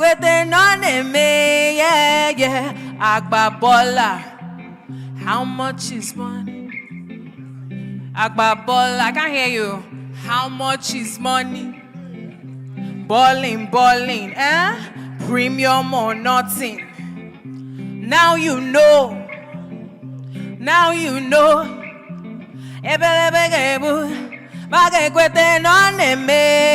Together, okay. Ayagaya, igirigi. Ayagaya, what? Ayagaya, igirigi. Ayagaya. Ayagaya le igirigi, ayagaya, ayagaya, igirigi, ayagaya. Thank you so much.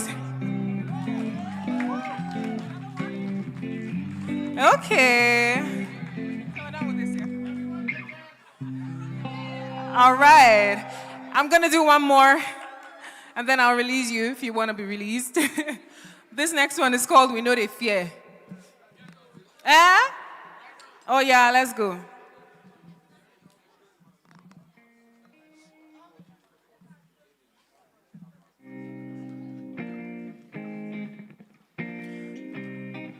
Yeah. This is Daniel on the guitar, everybody. Give it up for Daniel, please. Aha. Thank you. I'm gonna need your help with the chorus, so I'll point to you when it's your turn. Are you ready for me? Are you ready? You don't scare us, you can get up if you want. You can't stop us, yo. All bark, no bite. You don't want this fight. It's ours. Victory is ours. You will not win the people. How many you fit kill? How much will you fit steal? Sell your people's birthright for a plate of beans. Look at the mess you made. Yeah, this me. When will you retire? When will you be tired? Dead men walking. Zombie no get conscience. Zombie no get conscience. Zombie no get conscience.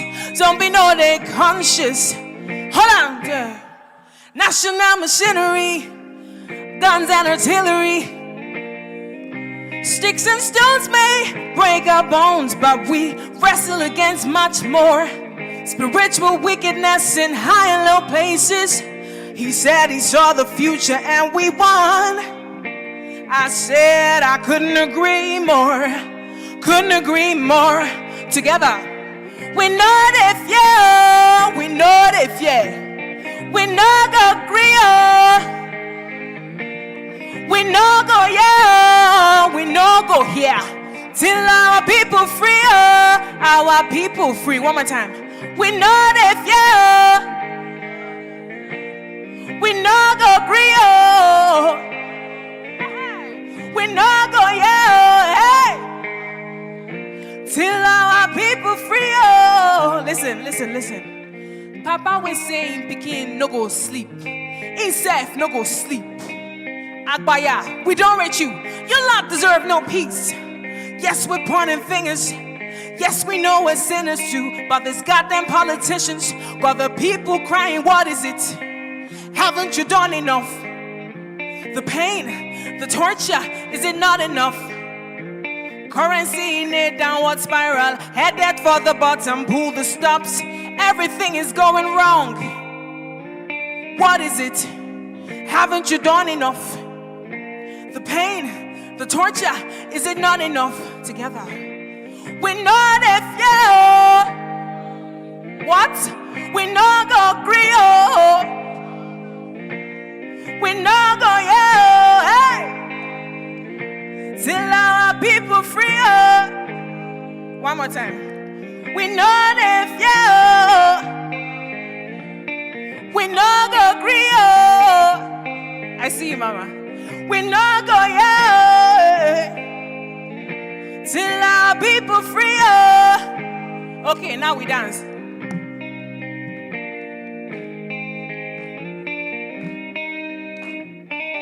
Do you want to come dance with me real quick?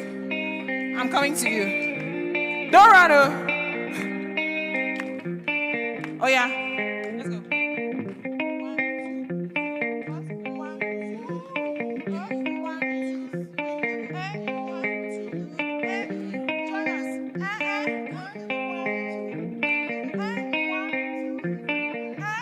One more time before I go. We know if yeah. We not go agree. We not go yeah. Hey. Till our people free. I can't hear you. We know if yeah. We not go agree. What? We not go yeah. Thank you. Till our people free. Hey.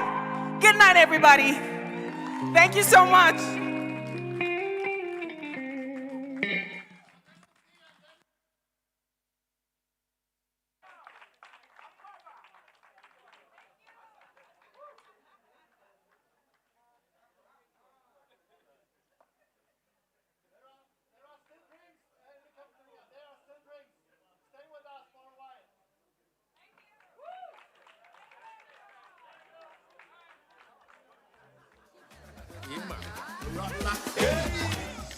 Now you know.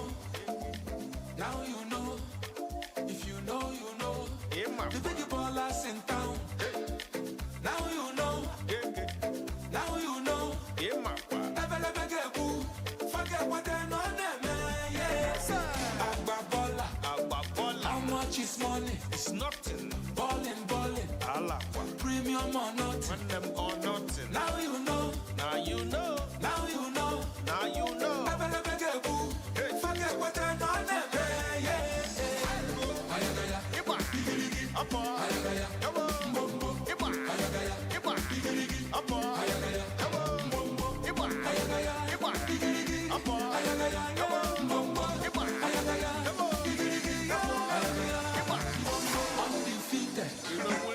Undefeated, undisputed, unopposed, luxury or nothing. Money is talking, money is talking. Blessings on blessings. Forget what they know them. Yes. Agba baller. How much is money? It's nothing. Ballin'. Premium or nothing. Now you know. Now you know. Now you know. Now you know. Forget what they know them.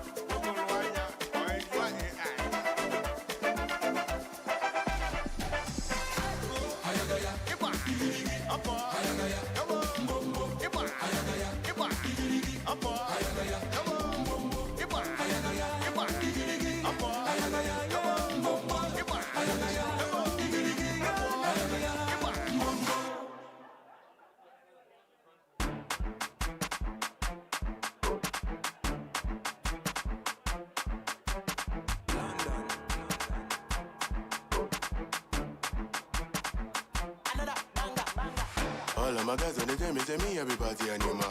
Who be that girl with the shake and keep it for bag me and one tie like that? Whether the EK been a real or fake, I bet just say back come. How you go send me money, then I spread the money, then you can't take back You know, since I'm about to see young guy, the rock, I bet not they match up. You will be area boy, they do my things like a ziggy saga. What's the matter? I go prove to them, say somebody bad somebody wicked I go do my best to make all of una vex. I don't come out for my set, I don't intercept. I can put together for research, then you want to keep put a big jump fence. Ozeba.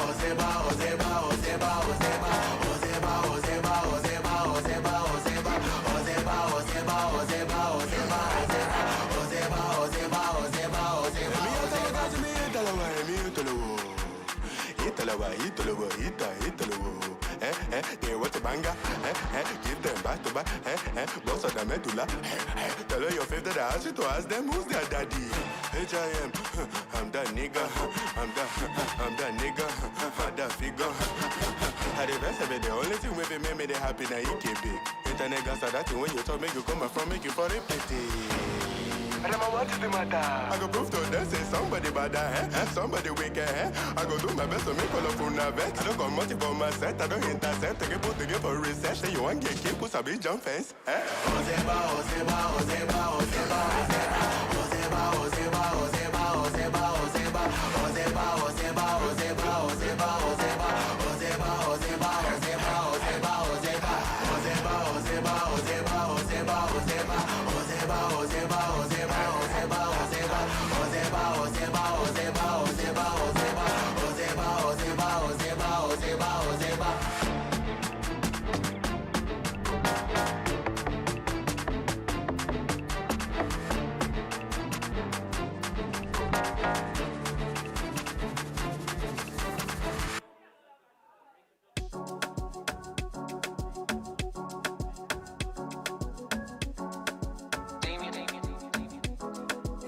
You're so beautiful.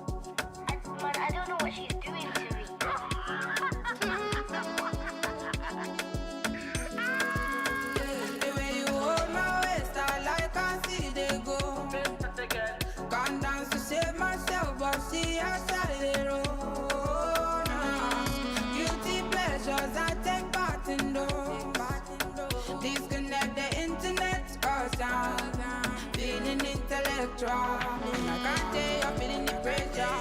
And I can't tell you're feeling the tension. You move your legs like this and that. You can't drive away depression. I can't tell your skill is precious. You can't change the whole direction. You move your legs like this and that. You can't drive away depression. Oh my ways, oh my ways, oh my ways. I like I see they go. Baby, I like I see they go. Baby. Oh my ways, oh my ways, oh my ways. I like I see they go. Baby, I like I see they go. Make your body come, my body make a cool my tension. I'ma give me, I don't feel like your body, they call my attention. Big ways, fine face, I never lie for you, I don't base for you. I'ma get a dog base for you. Follow me, make we chop life for Dubai. Anything you want, girl, I go buy. You they put me for high tension. This one, I'm my confession. We go do holiday for Mumbai. Anything you want, girl, I go buy.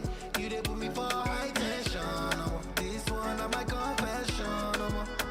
You got me like higher pain that class. I wanna love you for life. I don't go like to say goodbye. Nowadays my disease, when the tension's way too high. You know the buttons to press to ease up my stress. I cannot compare you.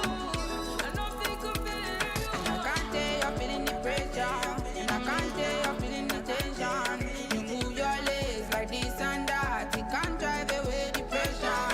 I can't tell your skill is precious. You can't change the whole direction.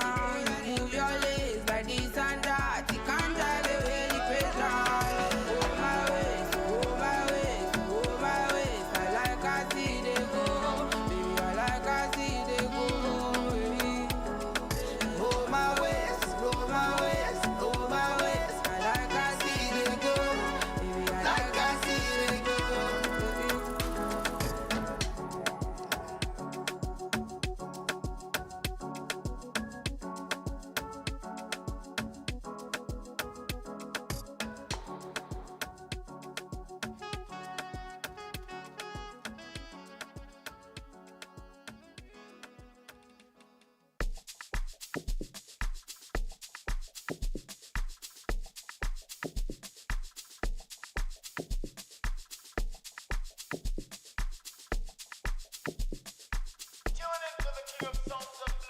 Olalade mi ashake.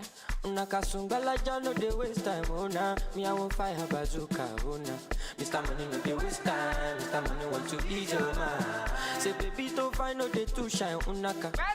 Show why me. Mr. Money no de waste time, Mr. Money want to ease your mind. Hello, you carry back a lot of filo. I'ma check a phone, nobody goes to. Let me know what that kilo. Kumatingaza, Shinasa in your falapa. Agata from Osapa, Funi Ulala, Nishelo Japa. Omaje Bota, Lubi Migapa. I don't like the nonsense, we are Kubota. Nishelo Japa, Omaje Bota, Lubi Migapa. I don't like the nonsense, we are Kubota.